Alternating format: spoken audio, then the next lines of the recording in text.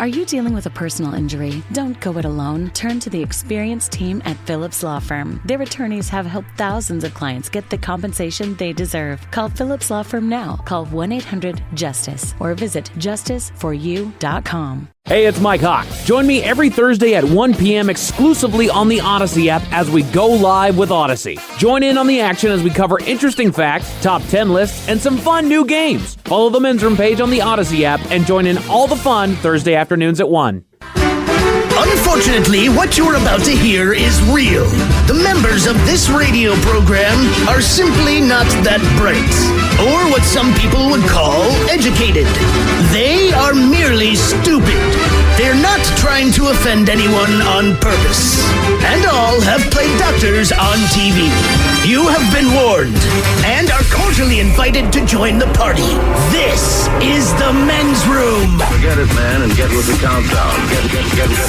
Get with the countdown. Shake this square world and blast off for Kicksville.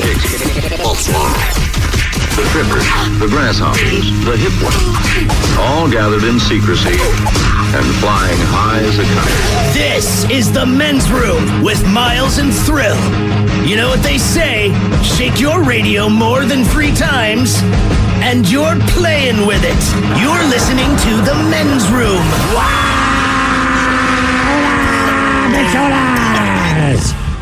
And away we go. Welcome to Season 18, episode number 3,938. Along with Steve the Thrill Hill, the Ted Smith, and Mike Hawk. Montgomery! And you are in the Men's Room. On tap today, the return of Who Sucks Less. We will play Profile This, plus headlines, the Men's Room shot of the day, fun with listener emails, and everyone's favorite, TV Time with Ted. Clack, clack. Drinkity drive. All right, here we go. 12-year-old enjoys a leisurely drive in New Hampshire after stealing her dad's truck. Hey. Meanwhile, a Hollywood neighborhood is dealing with the naked man, exposing the corn that he likes to shuck. Teenage girl fights with mom before setting a hotel couch on fire. In Boston, if you don't tell someone good morning, the consequences could be dire. And a woman blows up her car after huffing, then firing up a cig. That is all coming on today's very special episode of The Men's Room. And now, here's the question. Hola, bitches. Good day to you and yours. All right, a few weeks ago, during our award-winning segment, Who Sucks Less, one of the candidates for sucking involved a Florida couple who were struggling to potty train their 3-year-old son. Well, they took advantage of their jobs as police officers, and they handcuffed and jailed the kid on 2 separate occasions after the kid soiled himself. Now, the idea was to scare him into using the bathroom properly, and we don't know if it worked. But we do know that the Daytona Police Department just suspended both of them for their actions. Meanwhile, a father in China, he's not in any legal trouble, but he's not faring well in the courts of public opinion. In a nutshell, he wanted to punish his kid's bad phone habit by having him play video games for 17 hours straight until the exhausted kid finally puked. And years ago, actress Lisa Whelchel, she got everyone's underwear in a knot when she confessed that she practices hot saucing. In other words, putting hot sauce in a kid's mouth as a form of discipline. But listen, there's all types of ways that parents can torment their kids. Sometimes it's as easy as just giving them a stupid name. Like the parents of a little girl named Italy. Yes, it is pronounced like the country of Italy, but of course, it's spelled different. Italigh. Poor girl.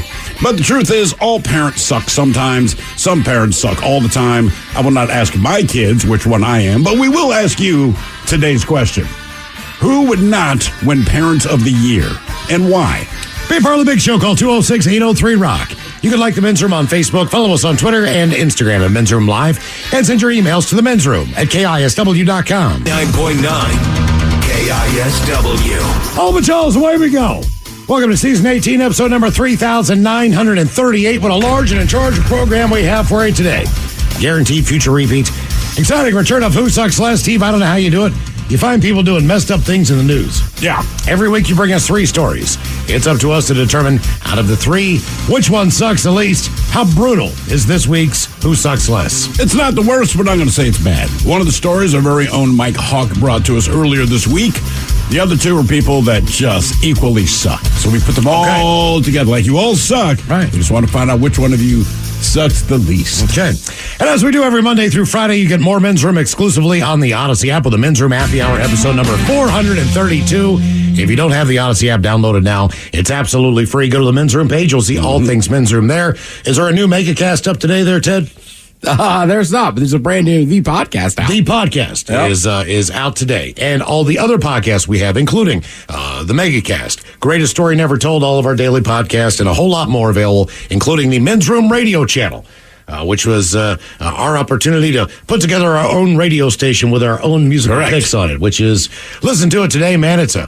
It's a hodgepodge. It goes everywhere. It's potpourri. It's just about everything that you can imagine, man. Just smashed into one station. Every single format imaginable. The segues often are hilarious. It's just, I mean, you might go to Snoop Dogg and Clint Black. I don't even know what the hell it is. But it's entertaining to listen to. So check it out if you ever get a chance to do that. And today on The Question, we're going to talk about who would not win Parent of the Year. And why would they not win that award? And there's all kinds of ways that you can fail as a parent. Typically, you don't really understand the level of failure until they become an adult and tell you what really bothered them growing up. That maybe I can't wait. You had no idea that this was one of the biggest moments in their life as far as you failing them. Sure. But you find out, you find out along the way that certain things upset kids more than others. Oftentimes, it's the parent that fails doing their job. And we'll start with a celebrity story because everyone thinks that celebrities are infallible and they're not human. And half the time, celebrities don't even raise their own children. They get other people doing it and all those other things. Kevin Bacon recalls how a valet saved his young infant's life. He's looking back on one of the scariest parenting moments, which he says resulted in a valet saving his son's life. He was on Jimmy Kimmel a while back, opened up about his life with longtime wife Kira Sedgwick, including their early days of parenthood, which he claims did not always go super smoothly, to say the least. He told about one particular story where the pair had just become parents after welcoming their son, Travis Bacon, in 1989. So his kid's all the way grown up now. Right. We knew nothing about raising a kid, he said about himself and his wife. They were 30 and 23 at the time when they first had kids. He goes on to explain the story from his son's early infant days. We were staying in a hotel. It was the Chateau Marmont here in Los Angeles, which at the time was one of the few hotels that would allow us to bring the dog. We had this giant dog, Jane, with us. So we'd rented a car. It's also a pretty famous hotel. Mm-hmm. Yeah. And I don't know. I was scattered. I wasn't really thinking. I pulled up to the valet at the hotel, jumped out of the car, slammed the door. Car is still running. Keys in the ignition. Windows up. Baby's in the car. Doors are now locked. But the situation was quickly handled by the valet, who Bacon called an amazing, heroic dude, who in just 3 seconds wrapped a towel around his fist and punched through the window. Bacon also said the valet's ability to punch the window and scoop Travis right out of the vehicle was some superhero stuff right there. I probably wasn't the first jackass that ever did something like that, I'm thinking. He joked to Kimmel, asked if he ever sent the valet a thank you or anything like that, or an edible arrangement. He said he's seen the guy multiple times since then and always recalls the story and tells him thanks. All right, let me ask you this, right? You make the mistake Kevin Bacon did. Oh, man, my kid's locked in the car. Guy comes up, punches out your window, gets the kid. Now, I'm thankful. I'm glad. And sure, I could have done that, but let's face it, when you own your vehicle, that's kind of your last resort. Like, if you know you just need to get a kid out of the car, you know goddamn well you can break the window and grab it. Yeah. But when it's yours, you're not trying to do that. So now, this guy, yes, you got my kid, but part of me be like, hey, man, I don't want to sound like I'm not thankful, but you got to pay for my new window, dude. I mean, well, that was a rental car. I could. So if it's a rental. Yeah, if it's your. If it's your car, punch away. Like, look, if there's a dog in the car, man, and you want to kick the window in because somebody left it in a car where they went into a casino or went shopping or whatever the hell is. Sure, that's not your car. It's easier to kick the window. That's what I mean. Like, if it's yours, you're gonna try to figure out a way. Like, can we? Because your kid's not in danger. It's not like I went somewhere. I just realized I've locked him in the car, so I'm taking like a good 20 minutes to try to think of something. Because the thing, you don't want to break your window. Mm-hmm. Yeah. If your kid's in danger, yes. But I'd be like, he's not in danger. He's just locked in the car. Right. Let me think. A coat hanger. Called AAA. But, like, I'm really not trying to break my car window. I just paid for a new windshield a couple months ago. It's not cheap. Yeah. And look, hang on, kid. Stop crying. Right. I I like the valet. She's like, yeah, I'll break it. I'm in there. And know, then he wanted pulled to. the kid out of the seat, too. So he did all of it. Did you have to do all that? Again, Well, the he kid's did. not in imminent danger, so you broke the window. You don't need to. He said the get kid was only a few days old when that happened. So you have the situation where you can make an embarrassing parent Kevin fail. Bacon? A few days old. Well, maybe that's why you forget. You're not used to having a Right. living I think you'd be on creature. high alert at that point. You, in certain ways, you are. Like, I get where he's coming from. Like, I feel like when you're at home, you're on high alert because you're always listening for your kid. You're aware that in your home constantly reminds you, there's a kid in here now. Because now there's 3 boxes of diapers, all the crap people have bought you, and insisted. Like, there's just stuff around the house. You cannot forget that you have a kid. But in the car, you're singing, man, you're driving, you're not used to anyone being in there. You're probably saying horrible expletives at other drivers. You totally forget. And when you remember, it's like, right, now that the car is locked, I remember. I have a kid. Now, I grew up with a kid on the flip side. So the parents can do something wrong. On the flip side, so can the children to make the parents look bad. Because the parent is ultimately responsible for the actions of the child. You are perceived to be the person that instills quality and decency into your children so that they aren't idiots. Now, that doesn't always necessarily happen to be the case. What do parents say to the kids? I don't have to say this much, but when they were younger, hey, you're going to school now and that kind of thing. Do not embarrass me. Yeah. Inevitably, your actions. It's gonna come back on me. That's why you hate when the teacher has to send an email when you do something really stupid, because you're like, man, it's not so much you did something stupid. You're a kid. You're stupid. You're going to do stupid things, but you go under, teacher's kind of pissed about whatever. You really feel like the teacher's getting on you. Right. Not so much the kid. The kid just gets you're going to go down to the principal's office. But as a parent, when you talk to the teacher, like, it gets deeper and they're tearing you down. A guy that I grew up with, who was a friend of mine growing up, he was in trouble constantly. His parents were incredibly affluent. They had a ton of money, probably some of the more wealthy people in the area that I lived in. Their kids, on the other hand, the older son, he was a straight-laced guy, went on to become a lawyer.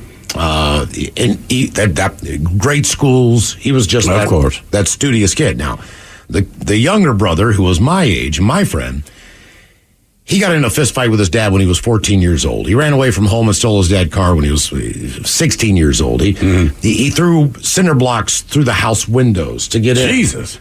Because he was locked out of his house because his parents basically kicked him out and all these different things. He was living in a trailer by the time that he was 16 years old. Stop bragging. Working at a Wendy's. All these different things. But for the most part, even though this family was very successful, everybody knew, the perception with my parents and all the other neighborhood adults was that they were the worst parents in the world. They're not paying attention. They don't care what he does. They would go to Florida for 3 months during the winter and leave those two kids at home and then get upset. Well, how old were the kids? 15, 14 years old. When they'd throw crazy parties, they would do. Yeah, they're teenagers home alone. So as far as being a good parent. If my kids left for 3 months, we're throwing a party. No, don't get me wrong. I was a turnkey kid. So I had a key around my neck with a latchkey, whatever. Yeah, latchkey kid. Sounds like an ethnicity. Are you buying houses as a kid? That's right. He's flipping houses when he was young. So I never had to work again. But, so they were the same way, but there was no parent ever coming home. I'd spend 2 or 3 hours every afternoon by myself if I wasn't doing practice or whatever the deal was. Summer was the best hours of the day. Summer was a free-for-all for me because when my parents went to work, the summertime, I'm home, man. It's on. I can do whatever I wanted to. I never did anything terrible. Because there's repercussion. That's the whole thing. Like, I liked the freedom of summertime, both parents working, but you might do some little things here and there, but you weren't going to do anything overtly stupid because the repercussions when your parents get home is bad. Yeah, we had a lake pretty close to our house we could ride our bikes to. We were gone from the time that the sun came up to the time the sun came down. Sure. In the summertime. We never checked in on anything. We never told anybody where we were. No one cared. Absolutely no one cared. No one asked where you were going. No. They had a good idea of who you were going to play with anyway, and you didn't have to check in because pre-cell phone, because it was just understood that it's a real pain in the ass to quote-unquote check in. Find a phone booth or go to... They didn't ask you to. Just be home at this time. And you were fine. And they could see the dried blood stains, the hole in the jeans, the dirt on the side of your face, the dried tears, which says you had a full day as a kid. Right. And look, there were times... They never even asked, why are you bleeding? To say, oh, man, how long were you bleeding from both elbows underneath? I fell out of a tree and rolled down a hill. Then there were no follow-up questions. We could get on a bus for 50 cents and go downtown. So we would get on the bus, and the downtown was 6 miles away. We get on the bus, it was 50 cents. I don't know if that was both. It was a quarter each way or 50 cents each, whatever the deal was. Once we got to downtown, we had a personal rapid transit system in West Virginia that worked as an expanded monorail, but they were individual cars. Right. That was free. So we could go wherever in the hell we wanted. We could go wherever in the hell we wanted to downtown. Nice. So we just basically went everywhere and did everything. And no one asked a question. I'd see my stepfather downtown because he had an office downtown. He's like, "What are you guys doing down here?" Like, "We're going to the arcade." Yep. No follow-up questions. Going to a movie. Okay. Whatever we were doing, we would just go wherever we wanted. No questions asked. When are you coming home? How are you getting home? Do you need a ride home? You do it. I got there on the bus. I'll get home on the bus. I feel like that's more the advent of the cell phone age. Now that you can check in, it is fully expected that you will. And I do it with my kids, right? But it's because I know you can. But I really do feel over the 70s, and it's like, you're going to be outside. There's no way to communicate with me. See, okay. I don't plan or expect to hear from you all day. And when you did go home, if you got home at like 2 p.m. during the summer, your parents are pissed. Mm-hmm. Why are you here? Why are you not playing with your friend? And you realize, okay, this is their sexy time. This is their, let's watch what we want on TV on time, whatever they're going to do when you're not home. They were pissed when you were home. Because I remember when you woke up in the summer, especially on the weekend, my mother's like, it's 10 o'clock, you need to be outside. I'm like, dude, I just got up. Like, yeah. When I was younger, that's the same thing in my house. Yeah, go wake up especially outside. on the weekends. Like, just get out of my house. Right, go play outside, do something. But now it'd be bad parenting. Might be, if you told your kid, look, have you seen your kid today? I haven't seen him all day, man. Gave him breakfast at, 9 a.m. It's 4 in the afternoon now. Haven't heard from him. I still think part of that is just because there's so much news.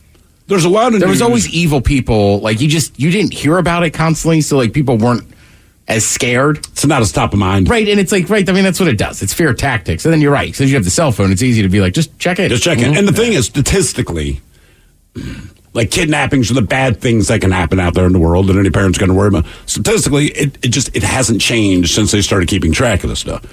So, like, if 5% of the people in the world are going to do something bad, it's the same 5%. It's not going to change. Mm-hmm. But like you say, Ted, the fact that we hear about it all the time, like your head's on a swivel. And I always try to remind myself, like, nothing new is happening. People just don't shut up about everything now. My stepfather put a 22 in my closet. I knew how to shoot a 22. He put one in my closet. There was a girl who was almost kidnapped in my neighborhood. Mm-hmm. And it was a black van with an orange stripe. Now, this guy... Could you be any more stereotypical? Like, figure to be a kidnapper. It was a black... They had... drive a Toyota Tercel. They had someone took pictures of this van that they saw in other areas across town. So they attempted a few times to pick some kid like the A-team? Yeah. It was not far off. That's what I picked. What you described sounds like the A-team. It was not far off. I'm going to get in the back of this van. But as soon as this happened, this guy's... Get in the van, fool. This girl's dad was a minister. So the word spread quickly about this whole thing because he told everybody at the church, everybody in the community knew what was going on. Everyone's on high alert. And so in my closet, it was a loaded 22. It was ready to fire. He's just like, look, if you see this van, if you see anybody approach anybody, just, shoot out the tires, do whatever you got to do, point the gun at his head and tell him to freeze. Right. That was, and at the time I'm 12 years old, I'm a Boy Scout. I'm thinking to myself, he's going to let me shoot somebody. This is kind of weird.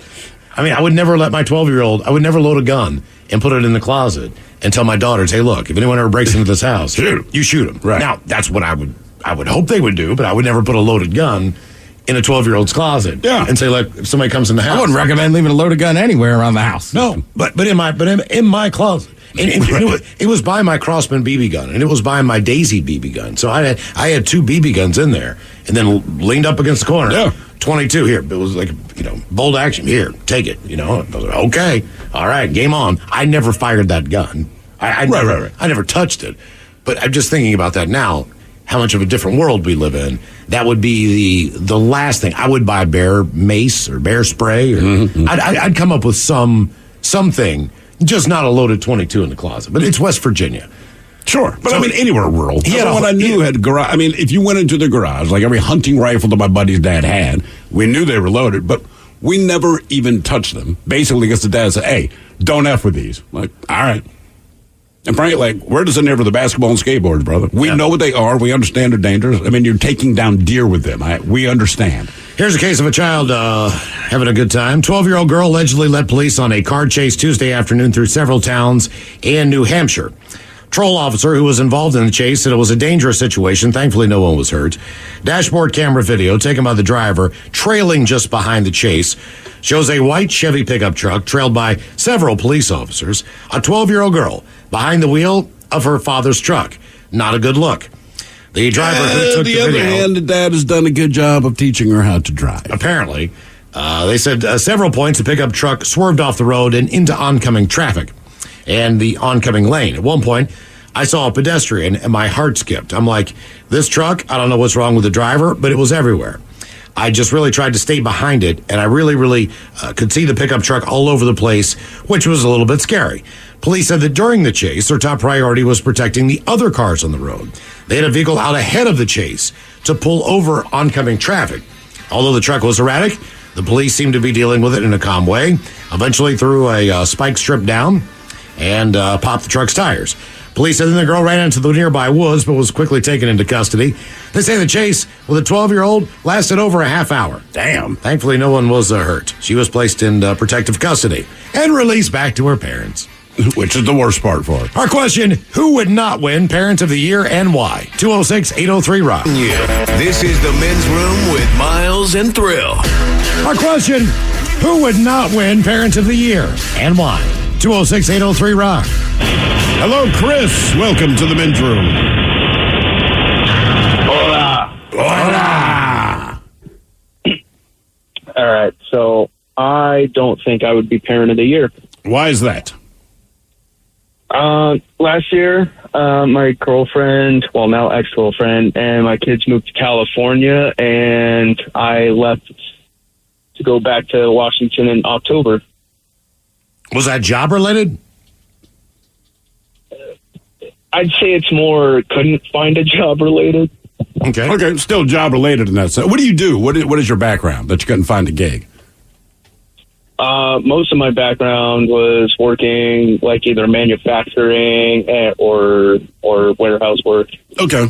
Did you leave because you broke up with a girl, or was that the primary focus, or was the reason that just because you couldn't find employment? Because I couldn't find employment, so I went back to try and find money, and after a while, it just wasn't working out between me and her being far away. Okay, and she's the mother of your children? Yeah. All right. I mean, now, does that make you a bad father, or does this mean the relationship fell apart? Being that divorce is 50% of marriages, right? Yeah, but, I mean, I've only seen my kids once so far in the last year. Ooh, how old are they? 7 and 5. 7 and 5. And You got an iPhone? Oh, no, dude, we FaceTime all the time. All right, okay. All right. Cool. All right. Hey, do you pay child support? Yeah, about $1,300 to them a month. Okay. I mean, so you're fulfilling your obligation, other than the fact that you probably could see them a little bit more if you're able to, depending on your work situation and everything else. If you have the time to be able to do it and the money to be able to do it, because $1,300 out of pocket, you need to make about $1,600 to $1,700 on your check just to clear that through taxes. Right. So all the number, that's one thing that should not be taxed. Is child support. And the reason is because 100% of the money should be able to go to your child or your children. That's why you determine the number that child support should be, right? So you say $1,300 goes to the kids and they tax it. It's like, well, then my kids aren't getting the money. You want to take care of yourself. When you retire, you want to take care of your children. You want to have all these opportunities. If you have a 401k plan or one of those types of plans, the money that goes into that plan is not taxed. So that's you'll get taxed when you pull the money out. Oh, yeah. Don't get me wrong. But they're just waiting. As it goes in, it's not taxable. And I think the same holds true, or should hold true, with child support in the instance that, especially when it's a significant number. If it's $1,000 or more, which typically it is, and that's a low number for someone to be able to be a single parent and support a child in their own home. Yeah, it just shouldn't be taxed. I mean, that's all. You get a 1-bedroom apartment. That's expensive enough in this area. Now you got to buy a 2-bedroom apartment because you want your kids to have a room or your kid to have a room, whatever. So all the expenses go up. It's not that it's not as easily attainable as it used to be. So why do you think you're a bad dad out of this? It sounds to me like, on average, relationships fall apart. 9 times out of 10, the woman ends up with the kids. If you're in a different state and you still FaceTime and they still like you, I mean, it sounds like a decent father. It's just you are not physically present. Yeah, I think that's all that it is. It's just the physical presence. I know I'm missing a lot. Well, sure, man. I mean, they're at that kids show age. me. But don't confuse guilt for being a bad person. You know what I mean? Yeah.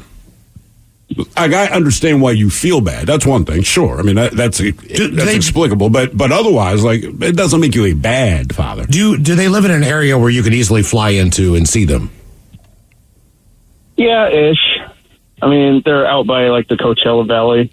All right, so you can fly to Palm Springs, you can rent a car, and you can drive down. Yeah. All right, well, look. And it's not going to be easy, but that's just what you might have to do. Yeah. There are definitely affordable hotels down there because I go down there at least once a year, and I check on those rates all the time. And you can get into a Hotel 6 for $90, $80. You can also stay. It is Motel 6. It is not Hotel 6. Whatever the hell it is. Man. You know, they did not upgrade that much. Hotel 6. Correct. But they are those hotels. Where you staying? The 6 hotels. Those hotels are available, and especially available in that area because of all the people that come to the festivals. So you think you might be in the middle of nowhere, but if you go in the Indio area and stuff like that, there's plenty of hotels, and they all different price ranges. Right. And there's flights out of Payne Field. If you're up near Everett, you can get a direct flight there, and it's pretty affordable. SeaTac has even more affordable flights to that area. So if you can make it happen, man. If you got a 3-day weekend or whatever, do yourself a favor and get down there and see your kids because you'll feel better, and they'll feel better seeing you. Yeah, no, absolutely. Do you still get along, or you have a cordial relationship with the girlfriend? Would you be able to stay at her place? Oh, no, definitely not. Yeah. All right. So that's going to be the tough So you do part. need That the does hotel make it a room. little harder. You do need All the right. hotel room. All right. I mean, look, this will make you feel a ton better. But think about it this way: like you're trying your best in a situation that you can. I mean, there's people whose kids live 30 minutes from them and they don't see them. Sure. Yeah. So I mean, it's not like you're not doing it. You're FaceTiming them. You can go visit them. You're doing the best. And listen, man, here's the thing. You're doing the best you can. And I'm sure my kids would not believe that if I were to tell them. It's like, look, this is as good as it gets. I'm sure I could, quote unquote, try harder, but then I'd be just an entirely different person, right? But but I always have to remind myself, like, when your kids kind of F up, like, they're doing their best. So I try to reserve my anger for them is when I know you knew better. Right. And depending on their competence level, Which comes up quite a bit. How they feel about traveling. Now, it used to be that when the kids could fly. And basically, the only thing you need to know is it's always better to go, no layovers, direct flights. Airline attendants will look after your children the best that they can. They'll seat them in an area where they'll take care of them. And if you can, and you don't want to go down there, it might be just as a good option for you to have them flown here. And then, you can spend as long Here is the problem, Miles. Honest to God. All right. So I want to say, it's either 2 or 3 years old. You got a discount on the kid's ticket, okay? Mm-hmm. And trust me, I'm coming from a point of anger with this because my kids are old enough now, whatever, I'll pay full price. But when they hit like 4 years old, if it was $500 a ticket, like I still had to pay $500 for the little ass. But what would piss me off is when they're that young, they never sat in their seat. They'd sit on your lap. Basically, you would take off and land with them in the seat because that's a federal rule. But the rest of the flight, like, they're sleeping in your lap. But and I'm like, bro, if they're on the plane by themselves, I spent $500 on this empty seat. So what I'm saying is this. Say it costs $300 to fly your ass one way or another.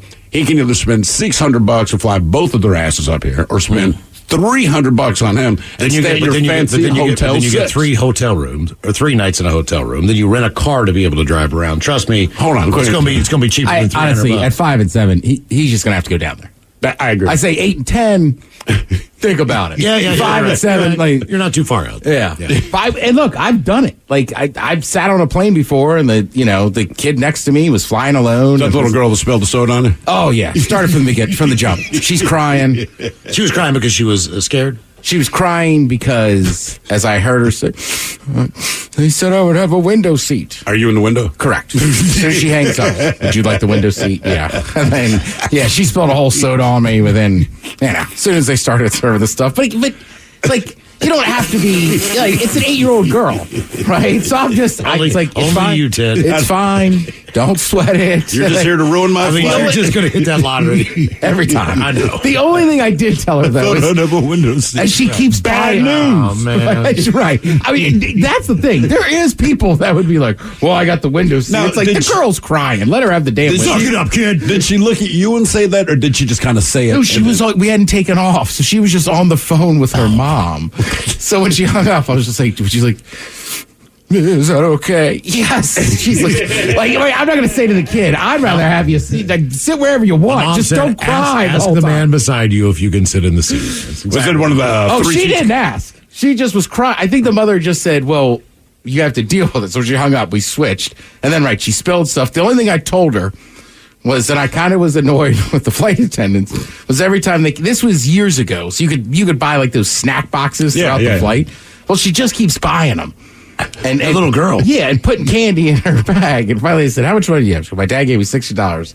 So, well, you already have plenty of snacks. Why don't you save? Yeah. No, she just had to spend it. Like, it was like whole fire. burning a And hole I don't in know her why. That was the only part that bugged me. It was like, Stop spending your money. Right. Like, I was like, keep 20. Like, you never know. Who would not win Parent of the Year NY 206-803-ROCK? but I get it. Her parents lived across the country from each other. And don't get me wrong, the flight attendants come by and check on him. But They still, do. 5 to 7 for that guy. Like, yeah, you're going to have to bite the bullet and get down there. And honestly, nobody wants to sit next to your kids. Right, if you're not with them. I mean, let's just chalk it up for what it is, man. Nobody wants to sit next to your kids. Right. It's the one time having a teenager is an advantage because they don't want to talk to you on the flight. They got the AirPods on, man, and they're dead silent. That's one nice thing about traveling with my kids now, man. It's like you say, Miles. Your kids are more geared up than you are. Like, to me, I have a book that I may or may not read when I'm on flight. You just bring it just in case. Mm-hmm. Otherwise, that's basically it. The kids, neck pillows. Oh, yeah. Blankets. They got roller luggage. Roller luggage. They already have the movie set in an iPad. They are dead quiet, and it's freaking perfect. Me and my kids are flying somewhere. We get to SeaTac Airport. It's just us three, and we get to the security line, and my kids go to pre-TSA screening. They already are screened. They go right through security as Yeah, kids. they're good to go. I'm not pre-screened. Right. I'm in this line for 35, 40 minutes. They're waiting for me, just standing out there. And that was the onus. That was why I went and because I was like, you're not going to be able to ever do that to me again. You know, That's why you got the pre-check. Yeah, you're more prepared than I am. And I realize that has a lot to do with their mother and her mother's preparedness and everything else. Same point in time, I'm like, you're not pulling that move. I'm going to walk in there too. Like, you're not better than me. I'm your damn parent. You're not better than me. Yeah, I'm serious. Right. So I went and got pre-screened so that would never happen again. Just because it pissed me off. Actually, I don't have the TSA You sons of pre-screening, bitches. but I got the clear, which Right. is not in all airports. But when you're with your kids, if you have clear, if they're under a certain age, they'll let the kids move along with you, right? They don't have to pay the extra membership. But the one thing the clear does basically is it puts you at the front of the TSA line. So you're still going to get screened and all that crap. You just don't wait in line, which I think is fantastic. But one thing we know to be true as adults is when you're somewhere like an airport where everyone's in line and no one's happy to be stuck in a line and it's going to take a minute, don't bring it up. So the last time we traveled with the kids, we go to clear and they kind of escort you over. They open their little velvet rope kind of thing, put you at the front of the line. My kid's like, oh, man, we just got to cut the line. Oh. Now, people saw that it happened, but after he made the statement and he kind of reinforced it, man, the daggers that are just facing my direction, I'm like, dude, listen to me. Don't say good things out loud. Just don't. Like, if you got a leg up on someone, just keep your mouth shut. Yes, we get to cut the line. Do not announce to everybody that we cut the line. Because now they want to hurt us. Like, everyone in this line wants to beat my ass, and they're staring at me, not you, in spite of the fact that you're the one who said it. We have to cut the line. Oh, I mean, he couldn't believe it. Oh, got to cut the line. And they just like, hush. I think I would have done one of those because Daddy paid for it clear. Cost me $150 a year, you sons of bitches. We didn't actually cut. That's the other thing. It's very cheap. It's worth doing if you try it. Hello, Ryan. Welcome to the men's room. Hola. Hola. Thrill, if you run for office on the premise of not taxing child support, you got one vote. All right. Brother, I'm not going to tax child support. All women's sizes are going to be exactly the same. It does not matter the goddamn designer. That way you know if it fits or not, so the we don't have to wait so freaking long. And women's clothes will have pockets. I'm tired of holding all of your crap. Yeah. Well, look, that's my entire platform. I'm responding to a texter. It's like child custody and support. That's not yours to be dictated. That's to be dictated by the court and a judge. Even if you wanted to have, primary care of your child, that does not necessarily mean that is going to happen. So if that does not happen and you don't have the ability to be a day-to-day parent and you have to pay the price that they say you have to pay, I don't believe that should be something that comes out of taxable income. Yeah, this guy's saying, what's the difference between child support and throws cash and spends on his kids? Because I can choose not to. The court cannot come in and tell me that I need to buy my kid the new Roblox game. Because I love this line. This is one of my favorite lines. Any question? No. Right. Who's arguing that it should be taxed? No, he's not saying that. He's not saying something should, but he goes, well, what's the difference? I understand what they're saying in a general sense, but I get to make decisions about how I spend money on my kid. They have no money, so whatever they eat, I can make a yes or no determination. But if the Fed came along and said, no, you will spend exactly this much on your kids, that would make me a little pissy. Look, don't tax that. It's not dictated by. It's dictated by the parent in charge who's receiving the money. So look, you might give your child, like the last caller, $1,300 a month. That might be for the car payment, the insurance payment, the electric bill. Then they take their money and spend it on correct. They don't even see that money. Right. It's not like it directly goes. The dad gave. It depends on who's dividing up the pie and how they want to buy a new purse. They can buy a new purse. Mm-hmm. If dad wants a new truck and he's getting child, he can buy a new truck. You could be as ridiculous as you wanted to with the money and not have to be accountable for how you spend it. Correct. So in that instance, don't tax my ass for that. Right. Right, tax their ass. Right, because the money's supposed to go toward the child. And granted, a roof over the head, electric, that's all part of it. But technically, that'd also be a source of income. Yes. But we digress. Why the hell did you call, Ryan? They should be taxed. Yeah, that's what I'm saying. If you got the money. I'm a terrible human being. I'm a terrible father. Cool. Why do you say so? Yeah, I got a 9-year-old daughter. She's sick as a dog. Feeding her Tylenol, ibuprofen, got the vaporizer going, got her cuddled up on the couch.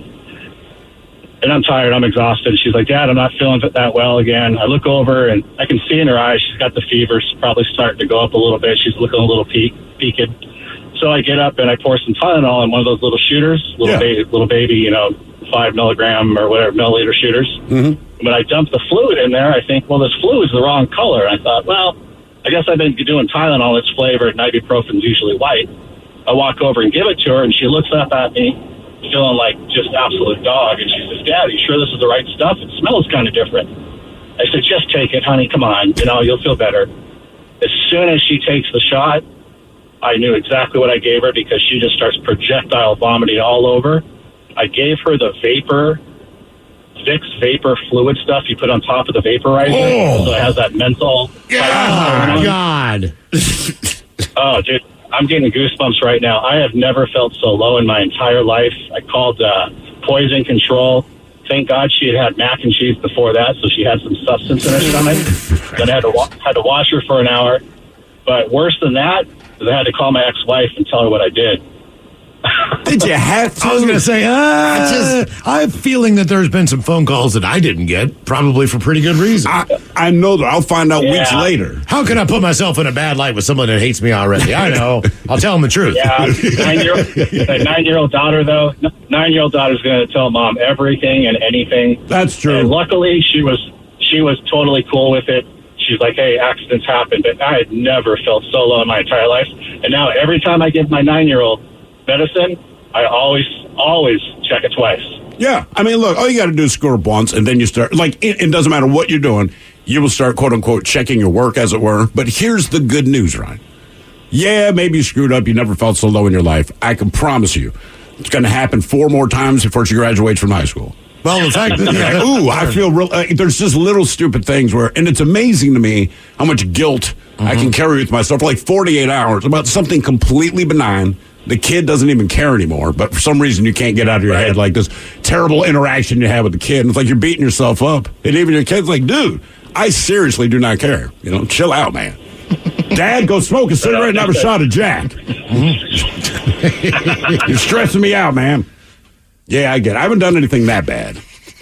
Like giving him the wrong thing, but I know I've gotten close. I will, yeah. I mean, look, but my mom told me, now granted, she's a baby boomer. She was born in 1944. Yeah. But she swears that when she was a kid, the Vicks Vapo Rub, they just had to eat a spoonful of it.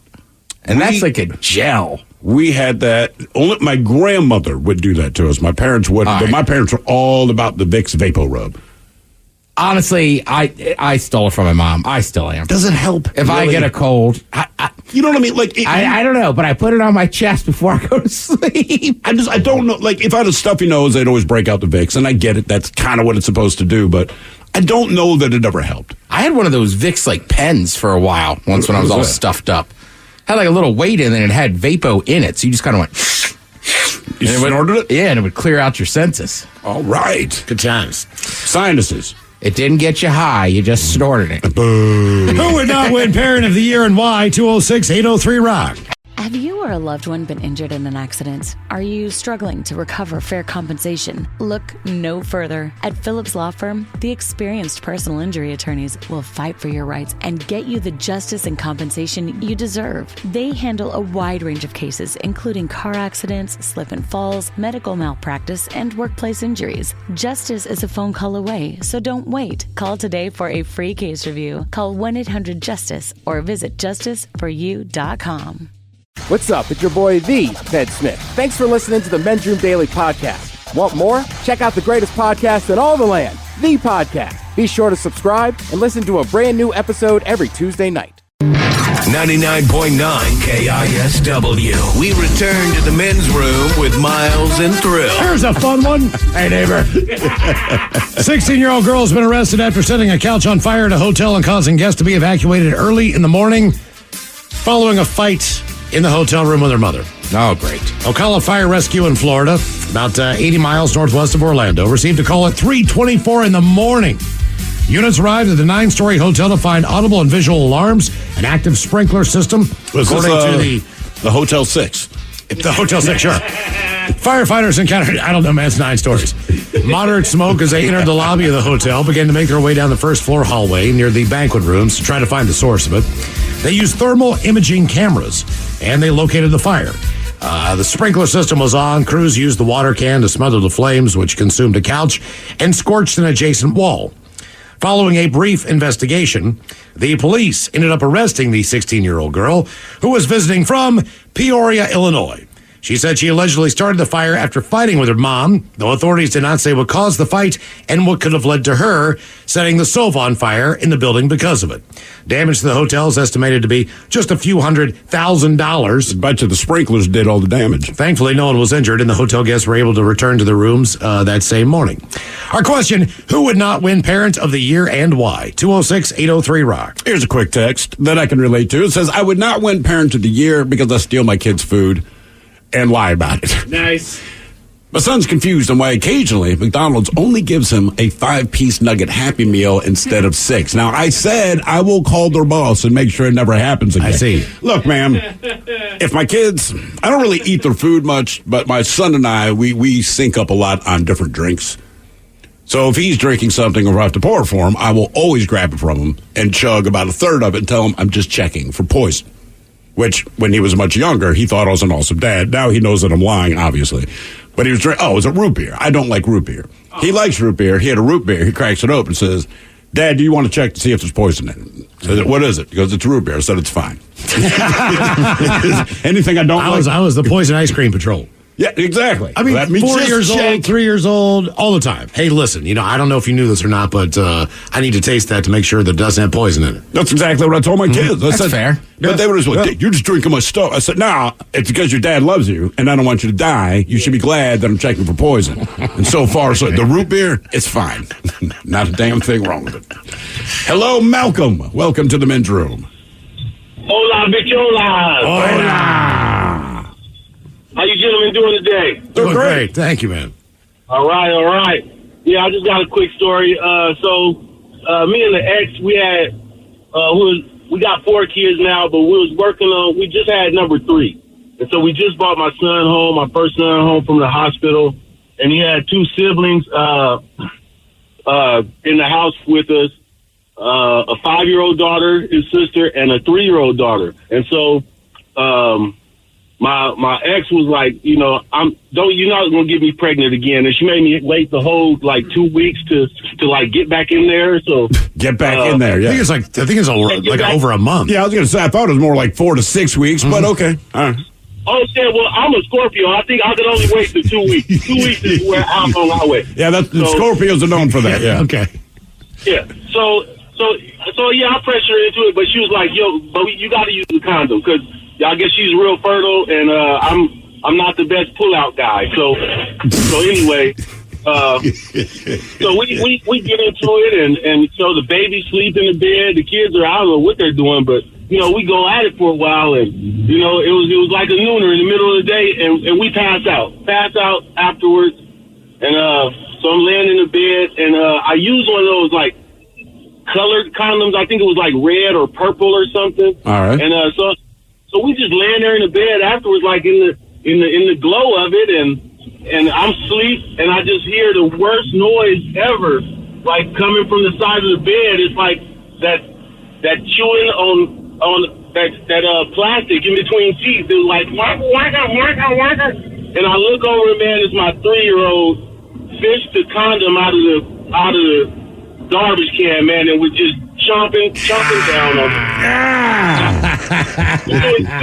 it. It broke my heart, and I was telling Mike, I think that it made me a bad parent, but I thought about it when I was on hold. That's actually her fault. She made me wear that condom. I'm glad we could work you through that. So yeah, you guys help me work it out. Thank you. Yeah. What do you rinse his mouth out with? I mean, is it just water? Or are you adding mouthwash? Yeah, I don't know what. Yeah. We just took her, brushed her teeth, and don't eat out the garbage. And I mean, it was. I felt awful, man. I just, yeah, you guys can imagine. The fathers in there can imagine. Yeah, God Almighty, dude. Okay. Yeah, that's a doozy. That is disgusting. I think it's great. I mean, yeah, when it's not your kid, it is hilarious. Mm-hmm. Yeah, if it's my kid, I'm terrified. Yeah. Oh, my God. I will say, though, I remember being a kid, and there was a condom somewhere, and we were like, what is this? Used?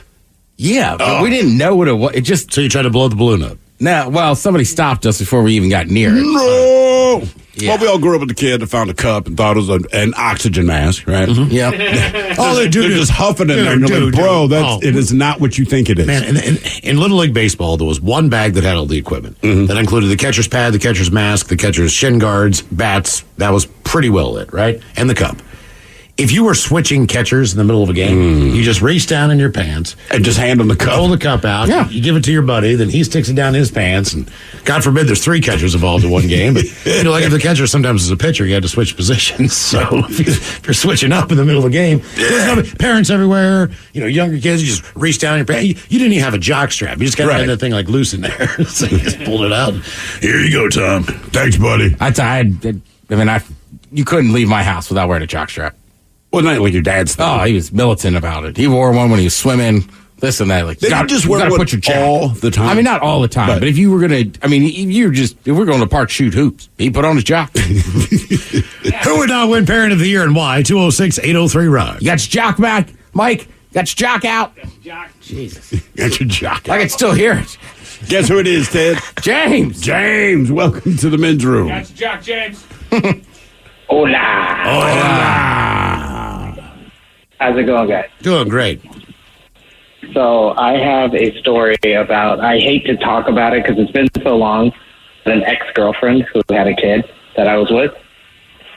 And she would go out every single night, Monday, Tuesday, Thursday, whatever, didn't matter. But she had a 4-year-old with autism at home.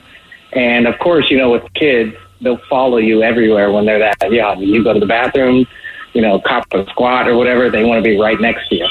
And so what she did is he didn't know how to open the door.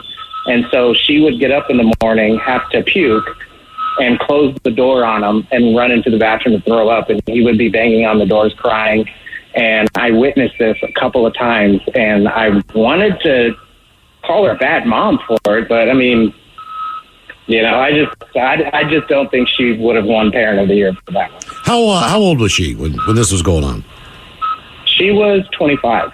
All right, Not to give somebody a pass that's 25 years old and a parent, but I think at that time in your life, you still believe you're about 18 years old. Sure. I mean, even though you're in your mid-20s, your mentality is still, yes, I'm going out, I'm partying. I'm surprised that you were cool with that, just based on the fact that she was never at home and you were there taking care of her kid. Yeah, no, I really wasn't, but I didn't want to go into that whole thing where I'm trying to tell her how to be a mom when I'm not even a father myself at the time. So, well, it was just kind of one of those boundaries where I didn't want to cross. I hear you, man, but like I don't play professional football, but when I watch a receiver drop the ball, my brother, you get paid to do one thing. I know you should catch it, right? So it's not like how to be a parent, but like you need to be somewhat present. And if you're going to puke every morning, maybe dial it back a bit. That's all. Yeah, well, that's what I tried to tell her. I was just like, hey, maybe we do this on the weekend when, your mom is at home and she can watch the kids and they can sleep in the other room or whatever and stuff like that. And she would be like, yeah, I've been trying to do that, but I'm going to really start. And then come Monday, she'd go out to the casino and come back at 4 a.m. and, same thing. So. I still think those are the throw-up years. The older you get, the better you are about throw-up years. Well, you are. I can remember puking and rallying at 25 years old. No big deal. I'll just go throw up outside. I'll be ready to go and keep drinking more. That's what your friends would tell you. You feel like crap in the morning, but the older some that you people get, are just pukers too. True. Like for whatever reason, like it's very rare that I puke. Sometimes I think my body would feel much better if I had puked. Right. But like I know people. I guess they don't puke as much, but like I know some people, like if they go out and get hammered, they're going to puke on the puke. Yeah, sometimes it's not better to just get it out of you, but I can't tell you the last time that I threw up from drinking. So I'm definitely, not that I didn't drink too much, I just knew when to drink. I knew what to drink, and I knew when to cut it off. I think that plays into it a lot more. Like I know what I can drink where my night's going to end with vomit, but I don't really drink that stuff anymore. Right. I just got to stick with beer and whiskey. I do not really vary from that, but what I found is, like I said before, if I drink tequila, I'm end up sleeping on the sofa or get punched in the face. With whiskey, I'm just drunk. I know for a fact that if I go and go to a concert, there's going to be 2 bottles of wine, typically a red and a white. You buy both of those, you sit down, you do your thing. Now, I will say I'm not a wine drinker, but there's nothing else to drink there. Correct. Yeah. So you have to drink the wine. So I'm going to drink something, and I know the next day either my head's going to feel like it's going to pop off, or I'm going to throw up because I don't drink wine, and I know damn well that I should not be drinking wine. But again, when that's all you have to drink, we like alcohol, you kind of go, okay. Something's got to make Lyle love it better. Who would not win Parent of the Year and why? 206-803-ROCK. I apologize, Lyle. He actually puts on a great show. He was just talking about his ex-girlfriend going out partying all the time, right? Going to the casino. One of the texts comes in and says, it wouldn't be this year per se, but my mom lied to me when I was in my teens, hiding her gambling addiction. She, quote unquote, borrowed money from me and was later stealing money from me. Over the course of a few years, the number reached around $25,000. Damn. I'm impressed you had that much money in your younger days, too. Man. Who would not win Parent of the Year and why? 206-803-ROCK. Guess who it is again, Ted? James, welcome to the men's room. Liquor and whores. Well, who would not win Parent of the Year would be myself. All right. Why is that? Well, my son growing up, even at a young age, he was always really attracted to beer cans. If he had a whiskey drink, something, he was always going after it. And at one evening, I sat in the chair, drinking beer, and you always kind of had to watch where you put your can. Well, I was, I chew, so I was spitting in a can, and I left it on the nightstand. And my wife was always telling me, like, don't leave it on the nightstand. Don't leave it on the nightstand. Well, left it on the nightstand. We're laying in bed. My son had got out of bed, and he went in there and took a drink out of it and came running into our bedroom screaming, "Daddy's beer is spicy." How old was your kid at the time? He was probably maybe 3.5, 4. Man. Okay. And beer is spicy. Why? It seems odd that he called it spicy, as if he had already had a taste for regular beer. This is not the German lager I'm used to. Yeah, Dada, this is a lager. I mean, it's Hefeweizen, Dad. I mean, every time you look, you had to watch your beer around him because you would always go over and grab it. You'd have to run over and grab it from him. But yeah, I mean, even I've had incidences where you'd pour, a whiskey drink, and matter of fact, I think he was just barely walking at the time, and he walked up to it. I had it sitting on the floor, and he put his hand in it and shoved it in the top of the cup and went all the way to the bottom. And for some reason, I'm just like staring at him, not doing anything. And then I watch him take his hand out and he starts putting it towards his mouth. That's when I had to grab him. Does he still have a taste for beer? Not anymore. How old is he? He's 9 years old now, and he pretty much stays away from any of that. He doesn't seem to affect him. I always thought it tasted like crap at that age. Yeah, it's like my father, and granted, my dad was drinking Budweiser. Maybe that's why I did not like beer the first time I tried it. But he was like, all right, have a sip. I was like 6 or something. But I was like, this is the worst crap I've ever had in my mouth. I cannot believe you drink it. I will never drink beer in my life. And I remember my father just looked at me and laughed for like 5 seconds and then ignored me. He's like, oh, yeah, you will. I'm like, no, I won't. And sometimes with the littler kids, I think they just see enough adults drinking them. That's why they want it. Yeah, right? They have no idea. They're just like, I got to get a sip of that. So, James, like if you were drinking orange juice and set your glass down, did your kid go after that too? Or is it specifically alcoholic beverages? It was specifically like beer. It's almost like, ooh, shiny can, or ooh, look at this bottle. Now, I think Ted's right. I think when kids see that the only people drinking certain things are adults, that's what you want to try, right? I know what orange juice is like. I know what milk is like, but Dad never seems as happy after a glass of orange juice after he does drinking one of those things in the can. I mean, look, exactly. It's also kind of weird, too. It's like, what was it, last summer? I was at like a 6-year-old birthday party. Mm-hmm. And by the end of it, I'm like, I kind of want a Capri Sun. Just because they're all running around drinking them. I haven't had one in 20 years. But you're watching, everybody's having a blast with these Capri Suns. Did you have one? I did. You know what, man? I saw and I'm good for another year. It was pretty good. It's definitely made for kids. But, kids can never get the straw in the frickin' bag. Oh, yeah. So one of my kids' buddies, he tore the bag up. So I said, man, F it. I'll just dump it in a glass. Have you ever seen Capri Sun? I remember you telling me it's clear. It's clear. It's not exactly clear. It is. Is it cloudy? Yeah, it almost looks like a Hefeweizen. I'm just looking at it like, whoa. I keep a box of Uncrustables in my freezer all the time. But at least those are delicious. Yeah, but they're kids' food. I understand that. Are they? I almost bought Dino Nuggets this morning at the grocery store. I think they're kids' food. I think because they're right by the party wings. It's easier to market it toward kids because kids freak out about crust. But let's face it, everyone that's reached out to us about Uncrustables, 100% adults. Yeah, like Dino Nuggets, definitely kids. Adults could eat them. But the Uncrustables, I feel like a bulk of their audience is adults who either enjoy marijuana or just enjoy a snack.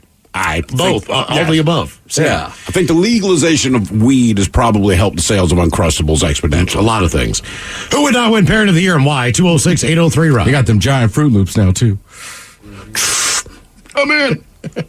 Hello, Justin. Welcome to the men's room. Hola. Hola. This one would be my dad back when I was probably 5 or 6. And I remember me and my sister were playing flyers up out in the front yard. And I think it was like one of them blue racket balls. Anyways, we both dived for the ball. I hit the ground first. Her elbow comes down directly on my forearm, snaps both the bones right in the middle. And we didn't have that much money, so he kind of put it off. Oh, you're fine. I remember sitting up on the couch, I have to elevate it. And he's telling me, all right, tells me to squeeze his fingers with my right, which is not broken, squeeze it. And then I go to squeeze with my left, and I can't even make a fist barely. He's like, I don't think it's broken. I think it's fine. Our neighbor happened to be a paramedic. So he comes over, takes a look. He goes, oh, yeah, I think this is definitely broken, Mike. And I think it took about 2 more days before they took me to the hospital. Damn. And even to this day, he's like, oh, yeah, I heard that thing break. Oh, your dad's home. He heard us now. I think it must have been on like the weekend or Sunday or something. He didn't want to take me to the ER. So. Wow, man. I mean, look, nobody wants to go to the ER, but, when it's your kid, like, all right, get it done. Although I did NFL Sunday, like, how bad is it, man? How broken do you think it is? Like, broken, just kind of broken. Yeah. Don't think I tell my kid, do not injure yourself on a Sunday. Like, you'll get to the hospital, but I'm going to be pissed off about it. Yeah. Just say, if the game's on, man, good game, like, try not to hurt yourself. I mean, there's little things, too. Like, I remember my dad used to umpire, right? All right. So he would umpire some of my baseball games, and he called low strikes. So, I mean, they just weren't strikes. They were balls. Did you argue with him about it? Yeah. And he almost threw me out of a game. Well, if it's below the knee, man, it's not strike. Miles, I hear you. And he, right, but it was just weird. And then I said something like, Dad, you always call low strikes. And he was like, one more word, I'm throwing you out of the game. Because he was trying to keep it professional. I was like, you're a terrible father. Just throw his own kid out of the game for having a good strike zone. Who would not win Parent of the Year and why? 206-803-ROCK. Goal is $20,000 so the kids have the confidence and are staying in shelters to get the start of the school year off right. By the way, Mary's Place has over 400 kids of all ages that are staying in shelters who need your help. $50 buys a pair of sneakers for a child. $100 buys a pair of sneakers for a teenager. Please give what you can now. And head to KISW.com for all the details and to donate. Our question, who would not win Parent of the Year in your mind and why? 206-803-ROCK. There's a nice text. It says, my dad took me on a drug run when I was 15. He paid for me to go to private driver's education in January so I could be his driver over spring break. Now that's thinking. Damn. See, son, pre-planning. Mm-hmm. Hello, Justin. Welcome to the men's room. Hola, bitches. Hola. Hey, first-time caller, long-time listener. I appreciate it, Justin. Thanks, man. Yeah, so it was summer. I was a young parent coming home from Everett. Took me about 3 hours to get home. Stopped at the local convenience store to grab a couple of barley pops so when I get home I could enjoy. And I get home, and my daughter's in the high chair. She's mowing down on some spaghetti, and the wife's in the kitchen. So come over, kiss my daughter on the forehead, and turn around and set my beer down, not thinking twice about it. But I set it on the high chair and give my wife a hug, and my wife gives me a hug, and then she goes, oh, no. And I turn around, and my daughter has got that 24-ounce tall can to the head. It's coming out of her mouth, her ears, her eyeballs, and I grabbed that. I grabbed that sucker out of her hand, and my wife was less than impressed. Let me tell you. With you or with the child? Can't believe she didn't finish it. Right, exactly. 22 ounces got this. Yeah, so I grabbed the tall can out of her hand, and it is just smothered in spaghetti chunks. And my wife said, yeah, now you can go out in the backyard and finish that and mow the yard. How old is your kid now? She is actually 21. And how many times since that happened has your wife been, quote, less than impressed with you? Oh, well, the both of us several times. Yeah. I can believe that. It sounds about right. She's now my roll dog. Okay. Yeah, I find like a lot of things that as a father I think are very funny or very fun for the kids. The wife disagrees.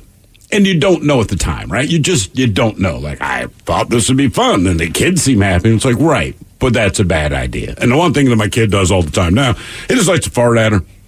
He just makes it a point to fart at her. Do you fart at your wife? I don't fart at my wife. I fart around my wife, but I don't, as my son would do, I don't come running into the living room, get in front of the TV, turn my back to her, bend over, and then fart in her direction. No, I do not do that. Okay. So when she says he gets it from you, I'm like, not that part. No, it's his own move. No, right. The directional farting at you, because he only does it to her. No one else doesn't do it to sister, doesn't do it to me. It's like, it's just you. So obviously you've done something. Well, it could be instinctual. You do it to VD. I do it to VD. Like everybody in my family can naturally kind of hit a baseball. Okay. So you're saying just natural. You are genetically predisposed to want to fart at someone. You're one of the few adults I know that farts at people.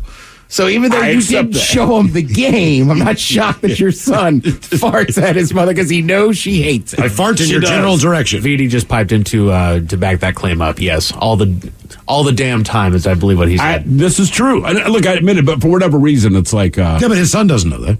Yeah, my kid does not know. He doesn't, but like you're just saying it's instinctive. Mm-hmm. Miles, I would bet at least one of your daughters has a decent arm. If they tried, maybe. If they tried, sure. Yeah. Yeah, my younger one probably. Right, but I mean, like, I don't know that you've ever taken them outside and thrown a football. But just like, I have a trash arm. I'm willing to bet one of them could throw a football better than I can. So I'm just saying, maybe just something inside of a little hill that's like, I got to fart on people. Well, Mark Ribben's daughter was a quarterback for the Mist. No, not Mist. What was the Seattle female football team for a while? Not the lingerie stuff, but the actual football team. Oh. I thought we were talking about the laundry. Well, I know. I mean, it's immediately where my mind goes too. But Are you sure she was? I thought she was the quarterback. She might have been, but I know I thought she played for a couple different teams, so she's got a gun. Sure. But I think at some point he sat down and showed her. Right, he showed her. I have never sat down with my kid and said, listen, these are the foods to eat, all right? Your stomach needs to feel this way, and that way you get a lot of noise out of it. Make sure you aim it at your mother. Right. Like, we've never had this conversation. Ted, I'll tell you what I'll do. If I ever become a grandfather, if I live long enough, and one of the other, if the third generation of farter, I'm sorry, Ted's onto something. Third generation farter. You know, now I need to ask my parents. You got to ask your dad where he farted. I just say, hey, Dad, who do you fart on? You know what? He might say, like, you need to ask that question of your mother. Because out of the two of them, she strikes me as more likely to be like, Robert, come here. Like, I can't picture my dad doing it, but I can easily picture my mother doing it. It's nature, not nurture. Yeah. Who would not win Parent of the Year and why? 206-803-ROCK. She wouldn't dare do that to that gecko, would she? Not the gecko. She likes that gecko. Shows him some respect. As a sexy green ass. I don't know why that's so funny. She respects the gecko more. She's still mad at me for bringing that up. She should have never brought it up. I can't believe you told all those people. I said, look, did I bring that up with her last year at the craft feast? Yeah. Yes, I was like, I love that story. I tell it to every. She's like, do not tell that story. I was like, I'm sorry. You said you're attracted to the gecko. After all these years, she still doesn't know who you are. Yeah, I was like, why would you tell me that? One, you kind of ruined me. It's like my mother just told me that she thinks the gecko is, and I quote, sexy. I'm sharing that information. Who would not win Parent of the Year and why? 206-803-ROCK. Has to make my dad feel good about his looks. That's what I'm saying. Seriously. Oh, she has a type, Dad. Well, he had a convertible for a while. The gecko's famous for his convertible. Both have big bug eyes, walk around naked. Hello, Chad. Welcome to the men's room. Damn. Hola, bitch, hola. Hola. Yeah, the person who wouldn't have won Dad of the Year was my dad. I guess it would be Parent of the Year.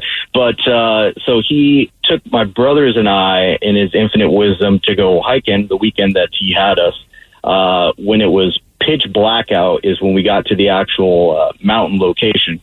All we had was a crank-powered flashlight to get us there. And we start noticing that my dad keeps kind of bobbing and weaving. And so we start thinking he must be drunk. And I'm about 13 at the time, and I'm the oldest. We eventually get to our campsite, get all built up. He was of no help whatsoever.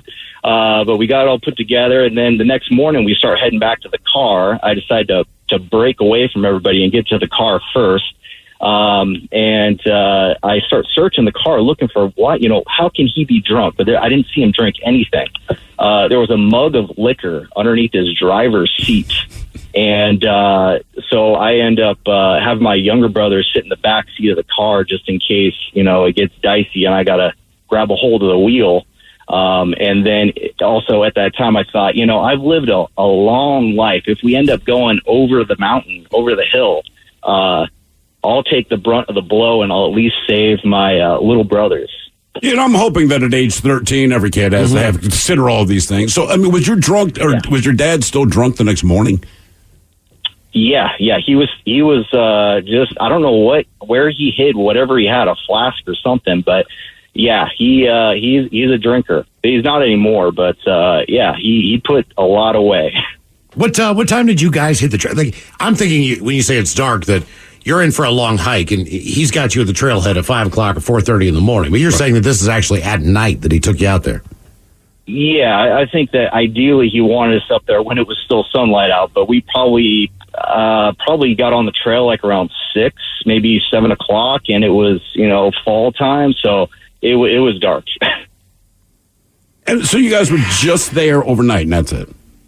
Just an overnight. Maybe he had longer weekend plan, but I think that we kind of convinced him to go on back home. Was he still married to your mom at the time? No. He had us for the weekend. They were divorced because of his drinking. Oh, right. I see. Now, I was going to say. Did you know that was the cause at the time?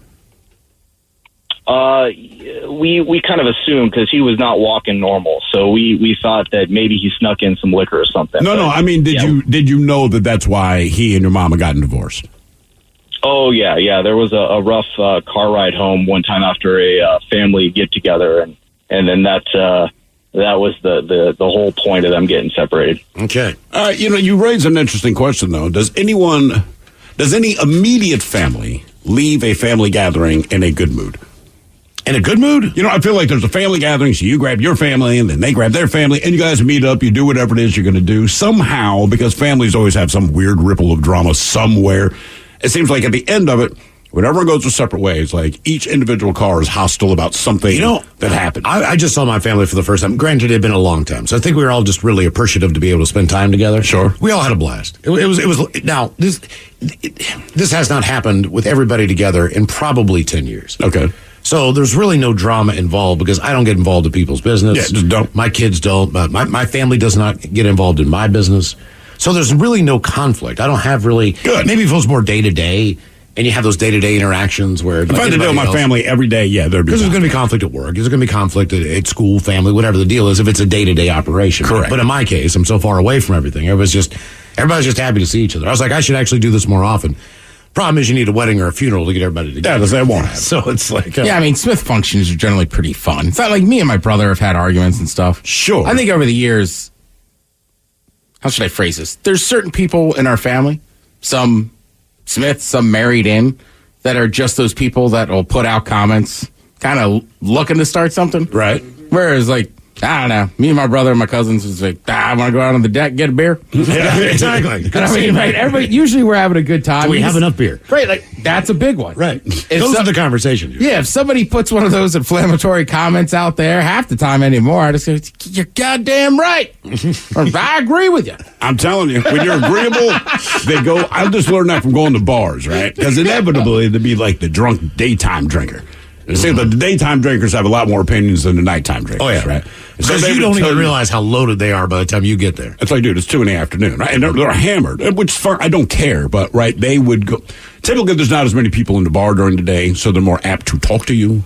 Yeah. Even though it's an unsolicited conversation. And back in the day, if I disagreed, I'd say something back. Then I'm like, man, now I'm in a conversation I don't like. Now I realize when they're going on about whatever, just like you said, like, you damn Skippy. Yeah. Now and they have nothing more to say. Yeah. Like, cool. Well, I watch the baseball game. Get back to the beat. Right, like there's certain lines everybody knows you can't. Like for me, like right, there's certain words that if you say that, like, oh, now we got a problem. Right. He's like, I was just agreeing with you, so shut up.